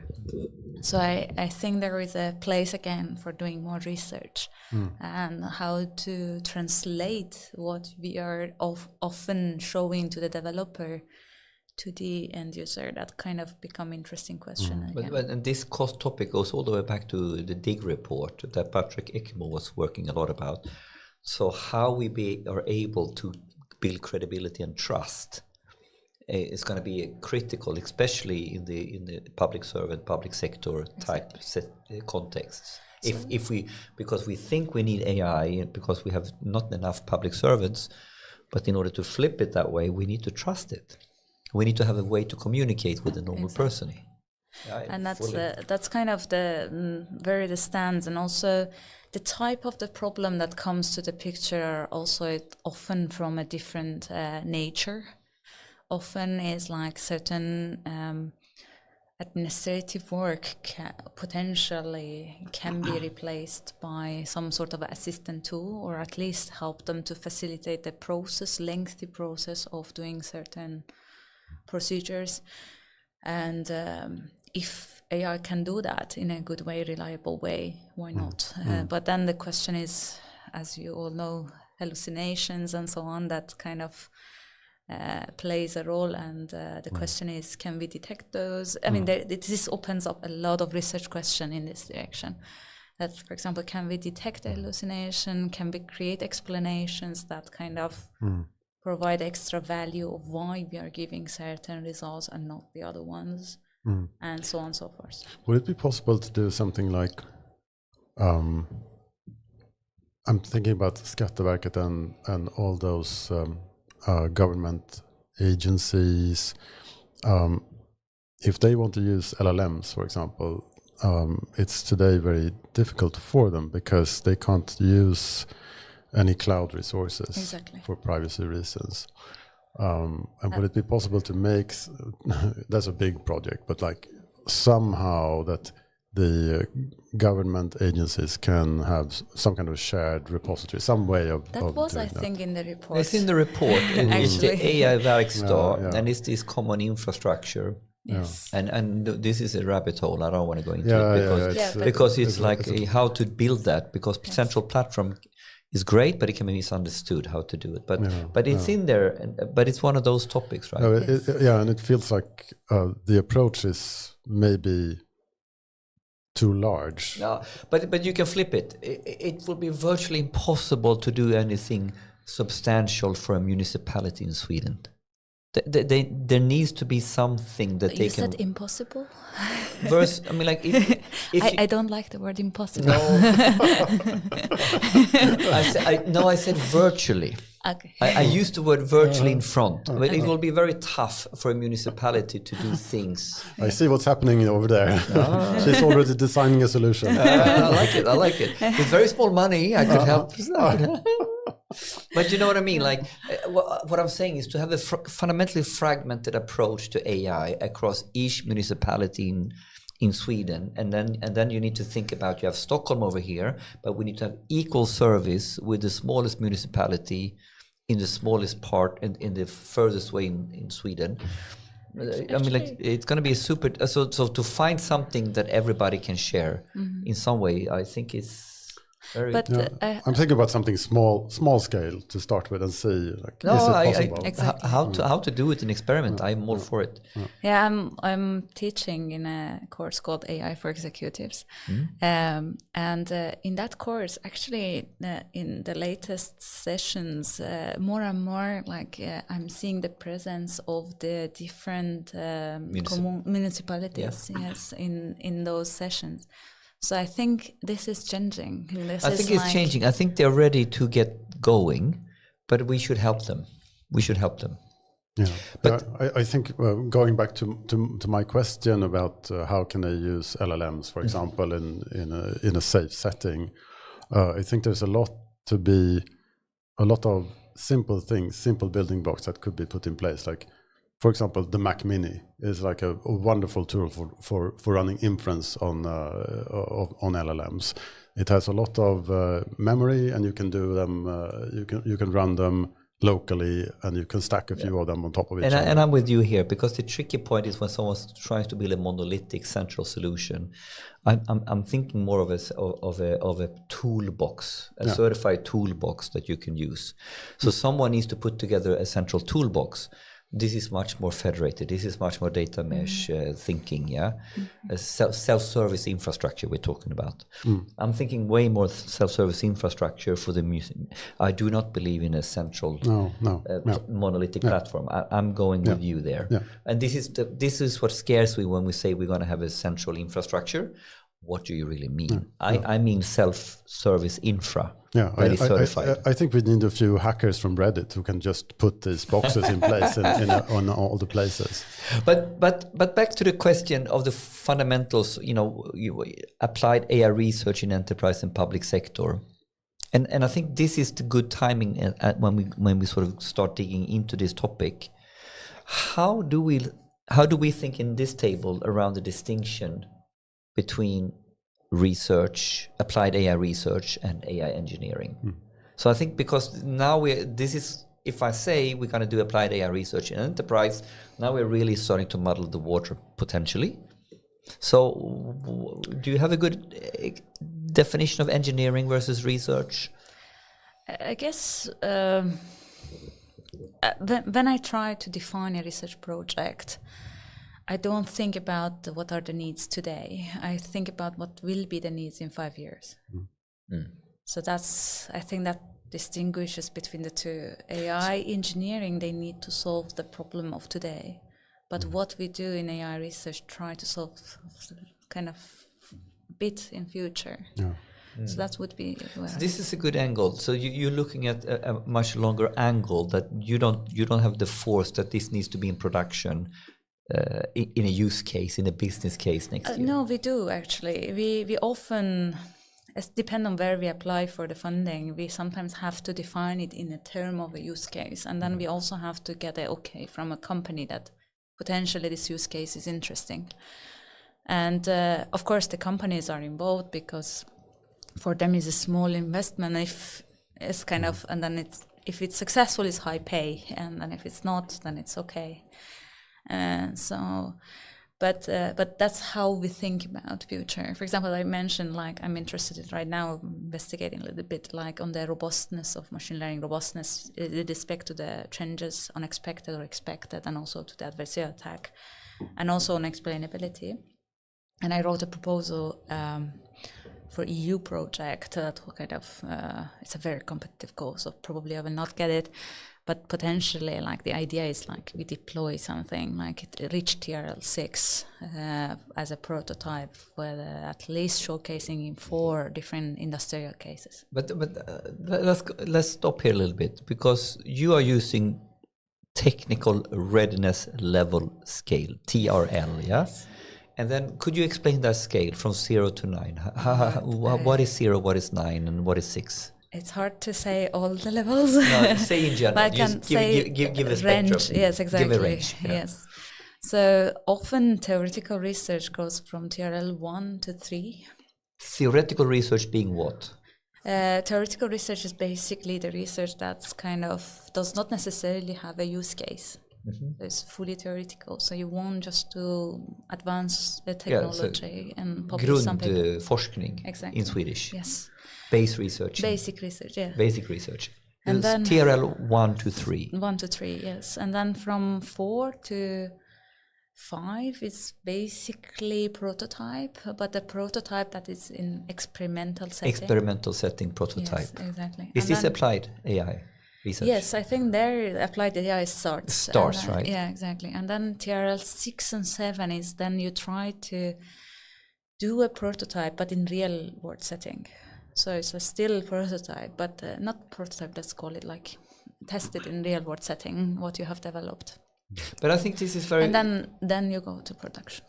Because if we apply the TRL scale, we can get a more nuanced discussion on this, because then you have theoretical research 1 to 3, then you have prototypes and pilots, but they're not ready for commercial production between 4 to 6, 7 maybe, 6. And then we get into what we probably call a POC in engineering style. From 6, it's not ready, but it's closer to we really want to POC it in order to put that in the project for next budget year. Yes, exactly. And now we got a quite nice spectrum: theoretical research, applied research, from 4 to 6, and then what we call engineering POCing. Yeah, that's sounds fair enough. So this is what, and then people can Google this TRL scale. You can read up on it on detail on each level and all this. But I liked your way of framing, sorting it.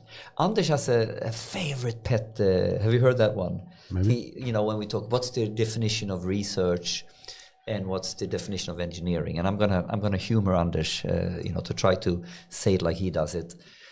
He always says research, like philosophically. Research is the pursuit of knowledge, while unknowns, basically. Yeah, knowledge. So the core pursuit is knowledge, while engineering is in the pursuit of product, or in the pursuit of solving a practical problem. Whilst, and I think this goes very, very true for theoretical research. Exactly. Yeah, and now applied research is somewhere in between here, and then it gets muddling. And then, so you of course. I have a good example. But the reason that we need applied research is still you need to do some research to bring those technology to life, and that's not obvious. That's why there is still a need for doing applied research. But Anders' core point of view that I kind of, it grows on me, and I've been indoctrinated. Let's call it like that. So if I take Elon Musk is landing a rocket and gripping it with an arm. Is one of the most amazing technological feats of humankind. Is that research or engineering? That's more of the result of the innovation is none of the two. Yeah, I think it's engineering. I think it's more engineering too, because if I follow Anders' philosophical, like logic here, the pursuit is engineering to land the rocket and to grip it. And in order to solve that problem, there is so many unknowns that you need to research. So you've done research with a clear engineering problem to solve. And that's the difference then to theoretical research, in my opinion. So then we have the extremes, right? So how would we now put applied research in the middle? Because I think applied research getting closer to engineering. Yes. You're having a concrete problem you want to solve. Yes, often. I mean, sometimes as I said, like maybe the difference is not on the you want to solve often the real challenge that exists in the either industry or in your society. Oh. So in that sense, they are similar. But then you don't have the pressure that you need to do something that works good enough for now. So you have the flexibility of imagining what could be even better. Mm-hmm. So that's kind of because I don't think that if I think it's so amazing SpaceX, right? And you know, because it's clearly, I mean, like they're blowing up rockets, and they're amazed that it works. So in one way, I think it's really they are safe not to. They are set up to fail as well, right? To experiment. Yeah, I guess you could frame that problem of landing a rocket and gripping it as a research problem. Exactly. Yeah, exactly. But it feels like what's happened at SpaceX is more like they're doing it iteratively and taking it one step at a time. Or and then going hand in hand together. Yeah, and using the research that's coming out of the daily work. But now, okay, good, great. Now that leads. This is the perfect segue for my next question. Okay. How do we organize applied research or experimentation in enterprise in the best way? And then we can sort of contrast now. We have Vattenfall has an R&D setup, Scania has an R&D setup, and it's clearly R&D on the side. And I would argue SpaceX does not. I would argue that they are clearly doing R&D and like this, but if I understand it right, they're building 2 or 3 generations of rockets at the same time. So they have one rocket that is sort of closer to production, and this is the Falcon that they're sending out right now in order to get all the, the Starlinks up and stuff like that. At the same time, they worked on the first Starship and they launched that, and they are already working on the next one. What the hell is research? What the hell is,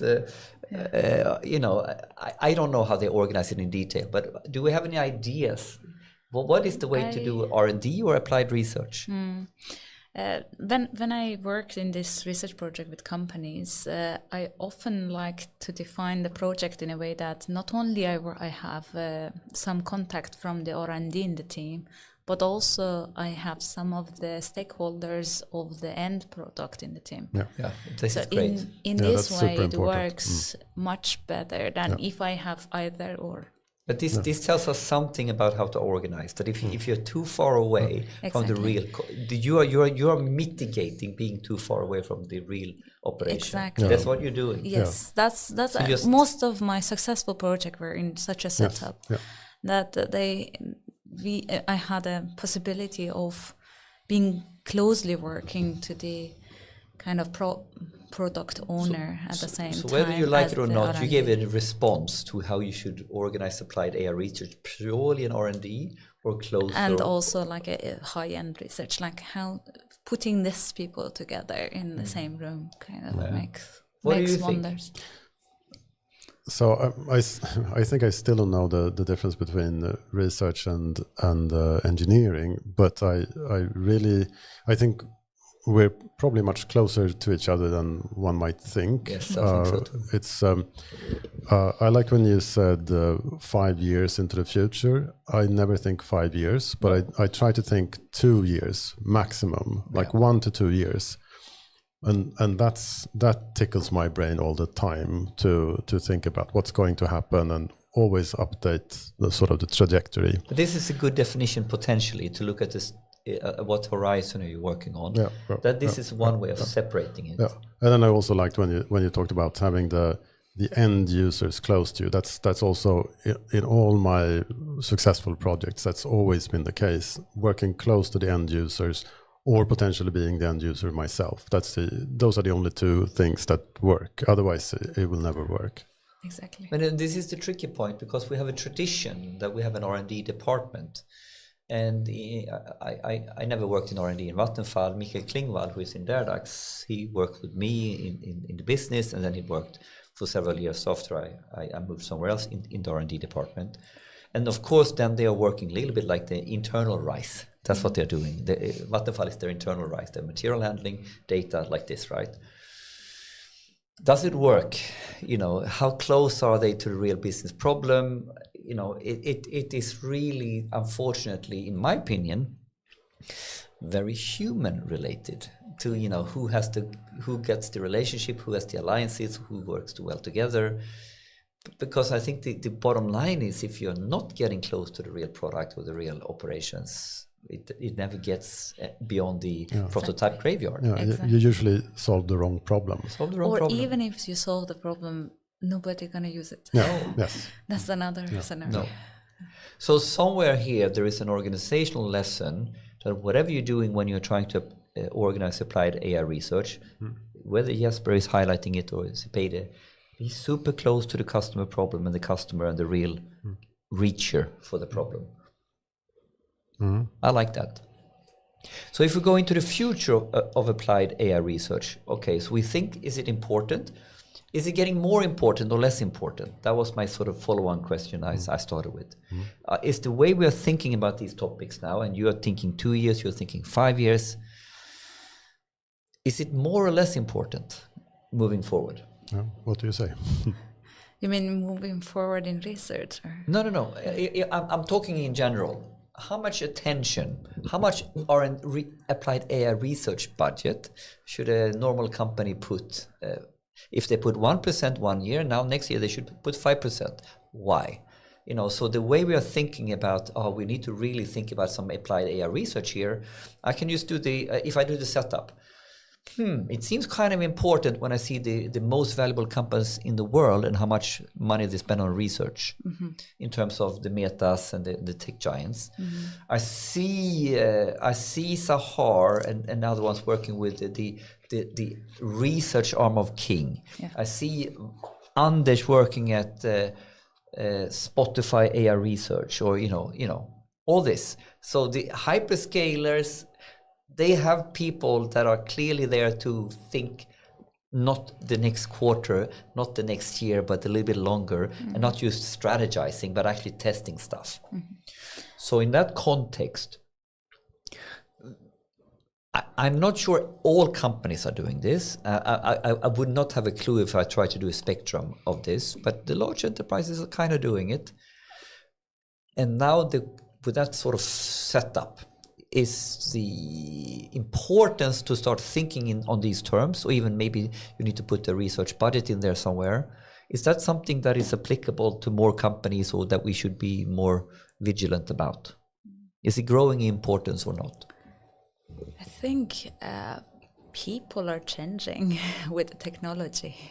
So as a result, also they would demand for higher quality services and nicer experiences, and experiences in several dimensions.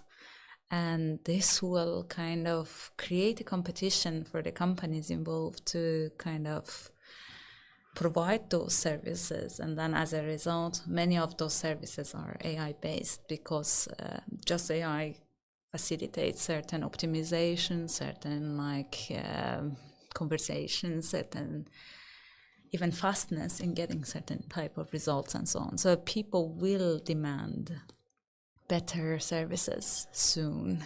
They are starting already after ChatGPT. We are seeing this, that the expectation of answering something is getting lower.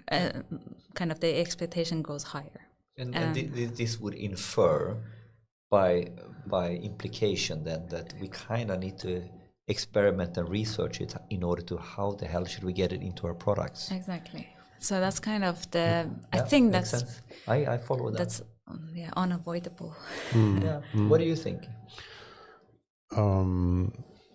I think I'm thinking about this gold field, like where you can pick up gold, and I think it's a good time to be in the short to medium term horizon of finding things because there's so much out there right now, and that's why applied research, engineering, whatever you call it, but something that's directed towards where things are moving, because things are moving so fast, and just following that trajectory will be very beneficial. I think that's a good path to be on. That's how I see it. And then it feels like once we solve this thing, when we follow the trajectory, then we will accelerate everything, because basic research will also follow together with AI. You will be able to do research. So just following this trajectory will solve many other things as well, I think. And there is a nice Wayne Gretzky supposedly said something that is super relevant to AI. Go where the puck is going. Don't go where the puck is. So organize for the trajectory, learn for the trajectory, competence develop for the trajectory, not for business right now. Yes. And because we're moving in such a fast pace now, if we are truly trying to think about the trajectory, it kind of implies back again. It's the same question. Like the trajectory is that the customers demand more efficiency, automation, experience. The trajectory is that whether you like it or not, we will work with agents in 10 years. So you kind of need to experiment with it to figure out how you need to organize when you have an agent coworker. If you haven't even touched it, if you haven't even done research on how that would work or experimented it, it will be a shock. This is the logic. If you organize for the trajectory, and right now that seems like a good idea, then that would call for applied AI research or engineering with a more future-oriented take, maybe not necessarily solving the data table BI problem here and now, but something that you can't really use right now. But damn, you need to figure that out. You need to learn about it in order to be relevant. Yeah, I think that's the bottom line. Yeah.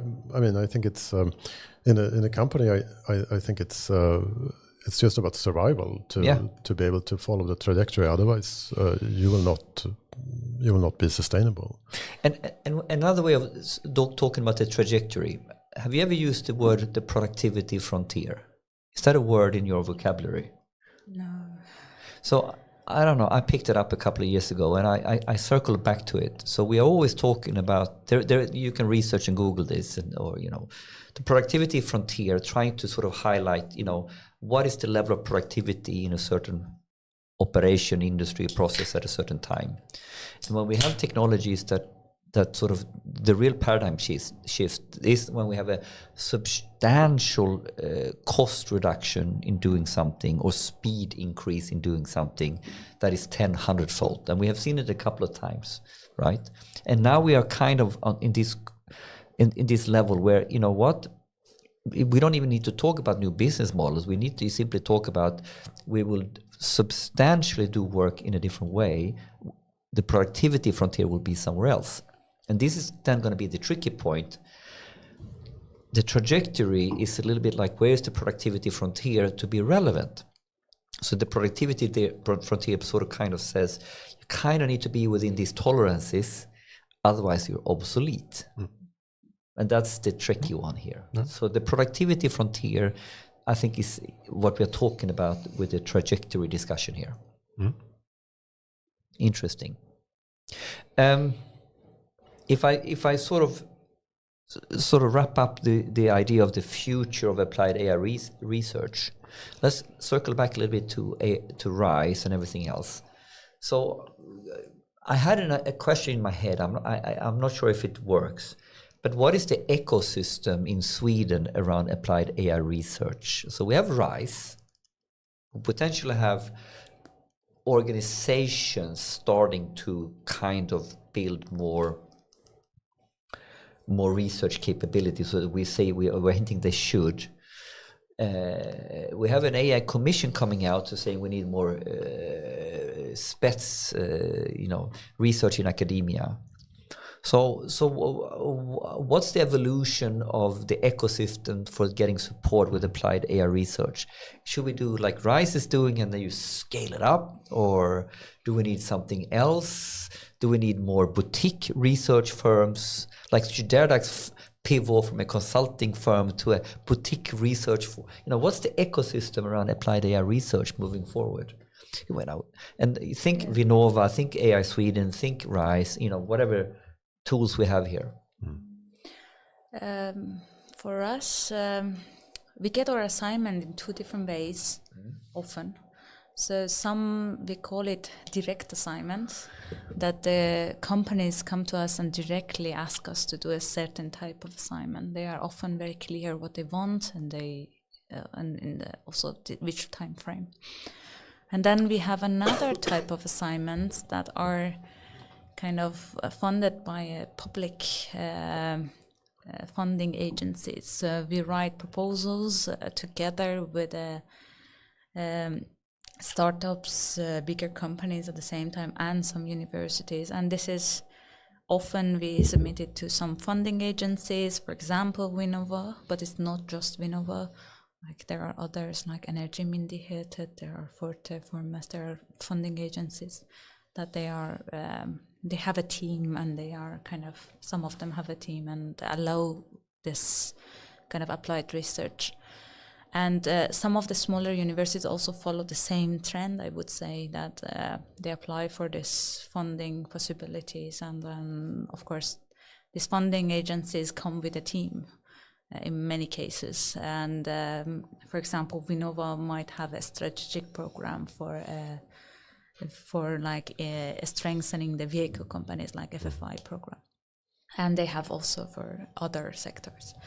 So then you try to formulate your problem in that setting, and then potentially with the right partner that kind of create a chain of partners that you need to solve that problem, and research competences also.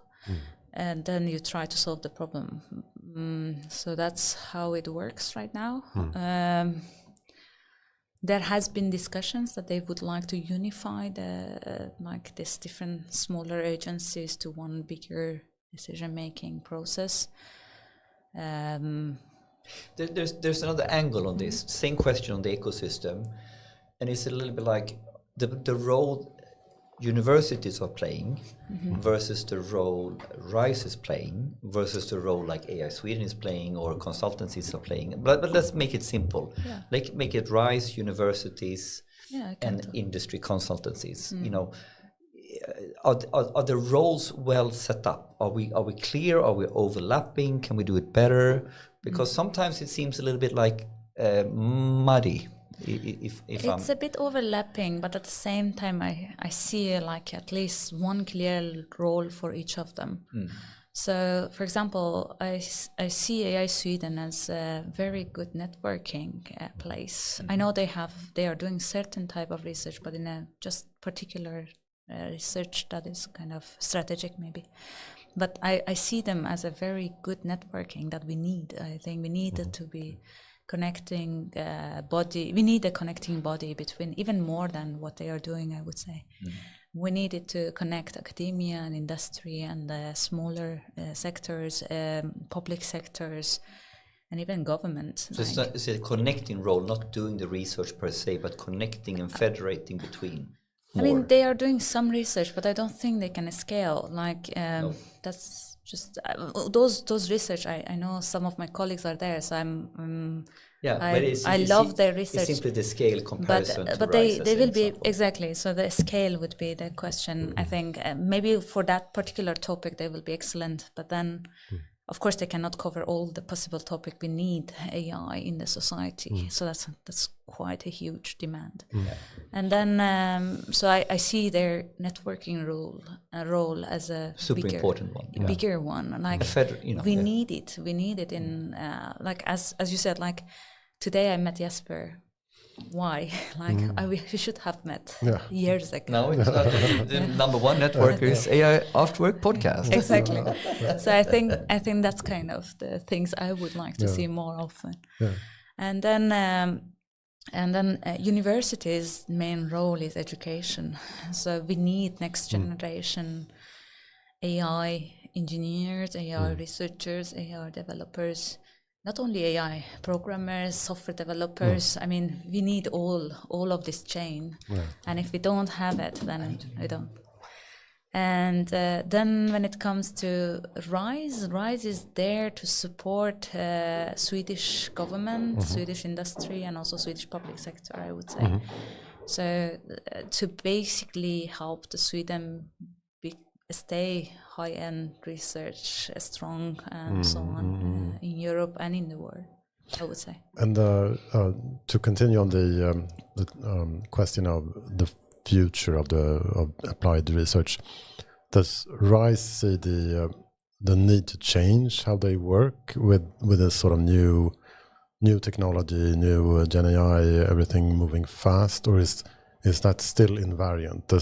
Do we need to change? Does RISE see the need to change because of like new? Because we are working on research, so we also have research on like language processing and so on. But not you don't need to change like the way you work, because I think that a lot of organizations like Volvo needs to change. And you were talking about universities. I think the role of universities might also change when you have an AI tutor, for example. And do you see the need in RISE to change how you work towards companies, or how you do your research? What do you think will happen? I like your question. I have been seeing a transition from developing new AI system and utilizing the existing one. And we are seeing this at RISE as well, that we have to work in both.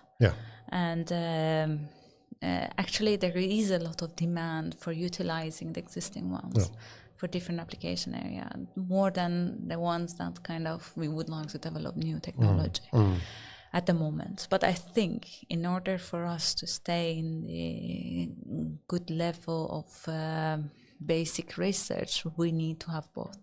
That's my personal understanding. But then also there was one more factor about consultancy. I think what we are doing is often they are prototypes, so they need some other bodies to take those ideas and kind of take steps toward a product. And I think here the role of the consultancy companies or the bigger companies comes to the picture.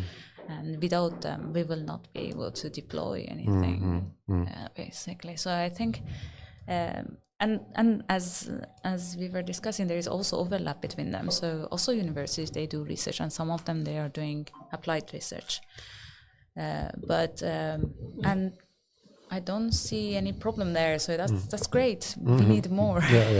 So why not? I think what I'm seeing in enterprises and companies in general, the main thing that needs to happen is that people need to be more able to change faster, change how we work, be prepared for, as Henrik was saying, all of a sudden maybe your new coworker is an AI agent. We have to be prepared for all the change that's going to come. So this adaptability in the humans, that's going to be a key trait, I think. I'd also like to touch on like the universities. You mentioned universities doing basic research and doing education. You're still in Halmstad University. What do you think about the role of Halmstad University, for example, into the future? How will they change? I mean, as teachers, we think a lot after, especially like the advancement in the generative models. We have been thinking a lot about like how to utilize for example, generative models and ChatGPT and many others in our education system, because the student gonna use it. Exactly. It will be stupid of us to just say, imagine they shouldn't tell them, don't use this. This doesn't work. So we have been thinking how we can utilize it at the same time, because like all tools, if you use it in the right way, it can teach you a lot. Yes. But if you use it in the wrong way, it will stop you from learning. Yeah. So I think that's what we need to teach and adapt in education for this generation. And also examination has becoming more and more complex. For example, we give coding assignment. Assignments are simple because they purposefully designed simple for teaching purposes. And of course, tools like Copilot could solve them like that and correctly. Yeah. And so it's a bit of a challenge. I'm not saying it's easy, but we have been trying to adapt. For example, we added prompt engineering exercise in my course using this LLMs. So we are trying to adjust to the changes, teach them things that how they should use the system. And some of the written assignment turned to presentations and so on, just to make sure they understood what they are presenting. So there was something about the future of applied AI research and the different roles we take. Now we're getting to the very ending stretch of this marathon 2-hour marathon, and let's call the last stretch looking ahead to AGI. So me and Anders always end with the last final question with the spectrum, but since me and you are both kind of nerding down on agent ideas and all that, there is a couple of interesting conversations that I couldn't help that. Maybe before we take the end question, I at least want to have one or two questions on. So we are talking now, moving ahead towards AGI, and we might think about. We might start building agentic workflows that, in the near future, in the end, you are quite close, or you get to mimicking a coworker in a team. And I find that a quite interesting topic. Simply, if you take the human-machine interaction, we have a whole field in KTH. We have an whole department talking about human-machine interaction. And I don't think we have maybe I'm wrong, but I don't feel that we have ever had a human-machine interaction where we have a principal-agent relationship with the machine. I think this is different. I think to have the machine as a co-worker is fundamentally different than what we have today. Yeah. Do you agree? Yeah, I mean, human-machine interaction is basically like how do you design a UI if you want to dumb it down really much. Exactly. But this is something else. And when me and Mikael, you met Mikael, we have been going deep down the rabbit hole. Maybe you saw our presentation on agency and agentic thinking, and in organizational behavior and organizational research, there is a deeply researched problem called the principal agent problem. Basically, how do we set up the boss versus the co-workers and how we control and steer them? And in that research terminology, we are now referring to a principal agent relationship. Someone is the boss and someone is the co-worker. And this is now, in my opinion, the epicenter of this new type of human-machine interaction. Do you follow me? Or could we sort of elaborate? What does that mean? Have you thought about this? Not extensively. So I like the idea of having an assistant co-worker. For example, when I want to explain the role of the machine learning in a hospital, let's say, if I want to describe it to a nurse, I will imagine it, or I will describe it as you can imagine this is a new assistant you have. Yeah. And this assistant will tell you this is the diagnosis. And at first, of course, it's a new colleague, so you might not trust it. And you should be like that, rightfully so. And after a while, maybe in observing certain cases that you're agreeing with, then you trust it. And then suddenly there is a case you don't agree with, and then you again doubt it, that if this is a good colleague or not. So that's how I describe the relationship that potentially can happen. I mean, even if it's not like with a human body, it will play that role. But let me sharpen and make this a little bit more futuristic. So there's just a level 1 assistant. Yes.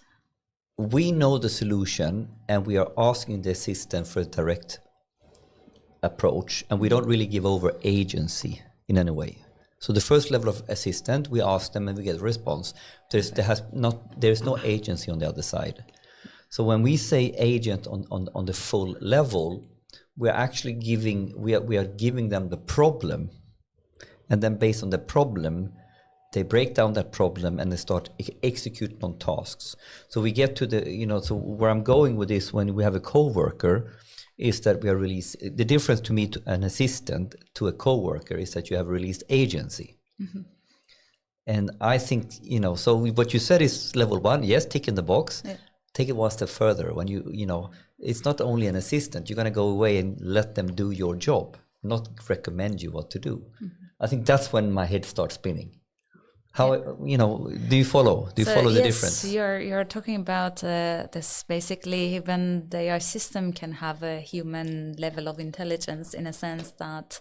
Not necessarily, but within a frame, they can solve a problem and do the work for you. So I would phrase it as if they don't make mistakes that seems stupid to human. Is that good? I mean, like okay, I like the way...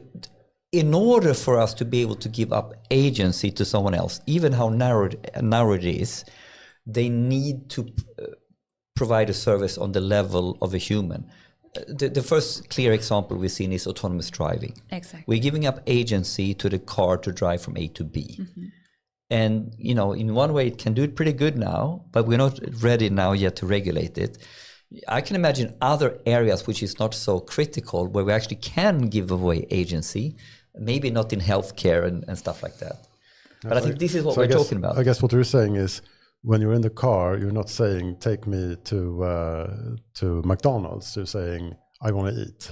Is that sort of... I mean, like, even with the car, I think it's enough. Just take me somewhere. Even the agency to drive from Stockholm to Malmö, to me, without me caring, I think that is quite a bit of agency to feed me on the way. Well, that would be even cooler. Mm-hmm. But I think the autonomous driving example is quite strong as it is in relation to agency, to decide on how to take me to Gothenburg and to Malmö, and then to how to maneuver traffic.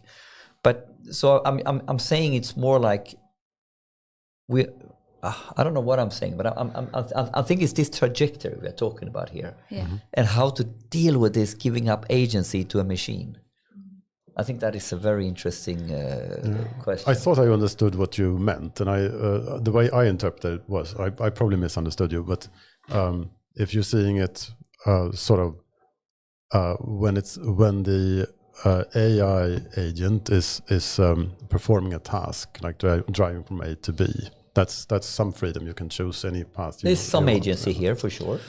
But the next level is more like you're sitting down in the car and you don't know what you want, but the car already knows that you're hungry. You should go to McDonald's first, and then you want to get some entertainment. Maybe you want to go, and you just sit in the car, and the car takes you to places and tells you to get out. That's what I thought that you meant. And then play music. Yeah, exactly. But you're taking it further, because I was somewhere beyond just simply keeping the lane.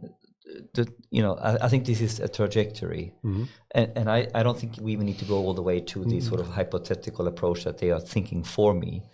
I think just the simple task is that please, could you do the triage at the hospital for me?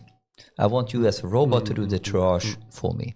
You have the agency to do the triage for me. It's an interesting thought, right? Because you can ask the questions, you can get the video, you can look at that, and then you need to do the decision. Should you sit down, or should I send you to the operation? It's more than just it's more than just giving the core, this could potentially be dangerous. It's making a decided action in relation to something.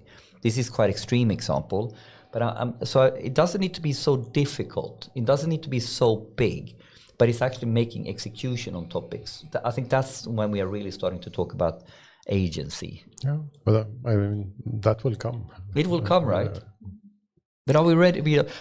But how do we think about that? Or what are the big, that we need framework for how to think about this, probably, yeah. Yeah, I think if it's just me, then I think I know the framework. But if I'm thinking about Volvo, if releasing agents in Volvo, that's going to be an interesting experience to see what will happen, because it's you want it to be aligned with the sort of company goals, and what will happen then if you have something at one department and then there's another department and maybe there's conflicts between the departments and they start fighting or doing something that contradicts each other.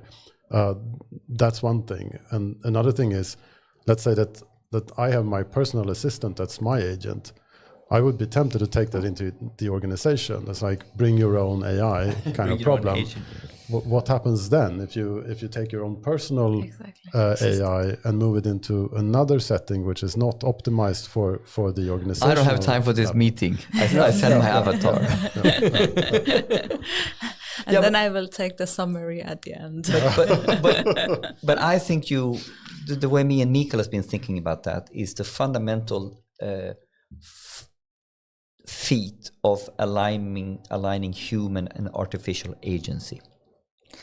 And now comes to the core topic. And this is part of the thesis that we need to do a different panel discussion on. Because mine and Mika's view is this, that if this is going to work in a good way where we can input agents into this, we most likely need to go to a more agent-based organizational model. So the way the organizational objectives are quite clear with agency and how they interact with each other, because then I can put an agent in there. If I have a very matrix organization with very conflicting objectives, say the simple thing that you can technically create an agent that spans 2 or 3 teams. Easy, in terms of if you're organized stupidly, right? So if you have functional stupidity, if you have the way you've organized a company or a department, and then you place an agent in the middle of there that is not aligned, or actually it's probably aligned with the work, but the organizational mandates are not organized accordingly. I think this is problematic, right? Yeah, it's going to be. So the whole thing, when you put agents in the mix and you understand how artificial agency works, mine and Mikael's aha moment has been, we need to sort out human agency at the same time. We need to, or let's say team agency. The tricky point is when you have an agent that goes beyond one team, then it's and they have conflicting. Do you see what I'm talking about? Yeah, and I liked when you talked about human agency, because it sounds a little bit like hiring a coworker. Yeah. So it's like, that's maybe not so complicated. I guess the thing is that this might have superpowers, and it might not respect any rules.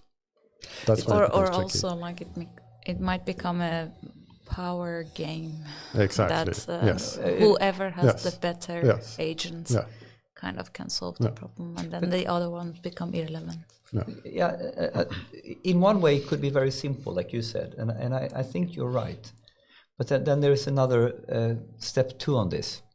So typically as a co-worker, you work in one team and you're supposed to do your work in that team, but whether you like it or not, you probably have a couple of different feedback loops that are human, that you're calling to colleagues in other departments. I mean, like I'm doing the marketing planning now. I kind of need to talk to the sales guys and the product guys on what the marketing planning is going to be all about. But my work is marketing, right? So what if those feedback loops that we are now typically solving through human capital is not set up properly? then you have an isolated marketing assistant coworker that doesn't have the human feedback loops that a human coworker would have. The human coworker would solve it by simply going over to his friend and talk to, hey man, what do you want to sell? I'm going to market something here. So it sort of puts an extra stress on, okay, great coworker, but we now need to encode the feedback loops. All this. I mean, they will maybe have one-on-ones as well, and maybe maybe they will with another agent. Yeah, maybe one agent will call the other agent and give the feedback. Maybe it's not so problematic. No, I'm not sure. I'm not sure where the problem will lie. I think it's just a thought experiment that is actually not so far away. I don't think it's that far away. In that regard, I would like to say that, for example, when ChatGPT came in a few years ago, and the way it came in and became part of the society was interesting. So that's, I would say, what was the closest thing that we have experienced to this artificial general intelligence that you are talking about. And the fact that it has been released to a large population created initially worried, at the same time excitement, at the same time everybody wanted to have it, but at the same time available to everybody. So that was kind of a nice experience. And it took a bit to settle, I would say, like a couple of months ish. To kind of people figure out what is this, how they can use it, can they have an account and so on. But now that we are looking at it, it's not far from that moment.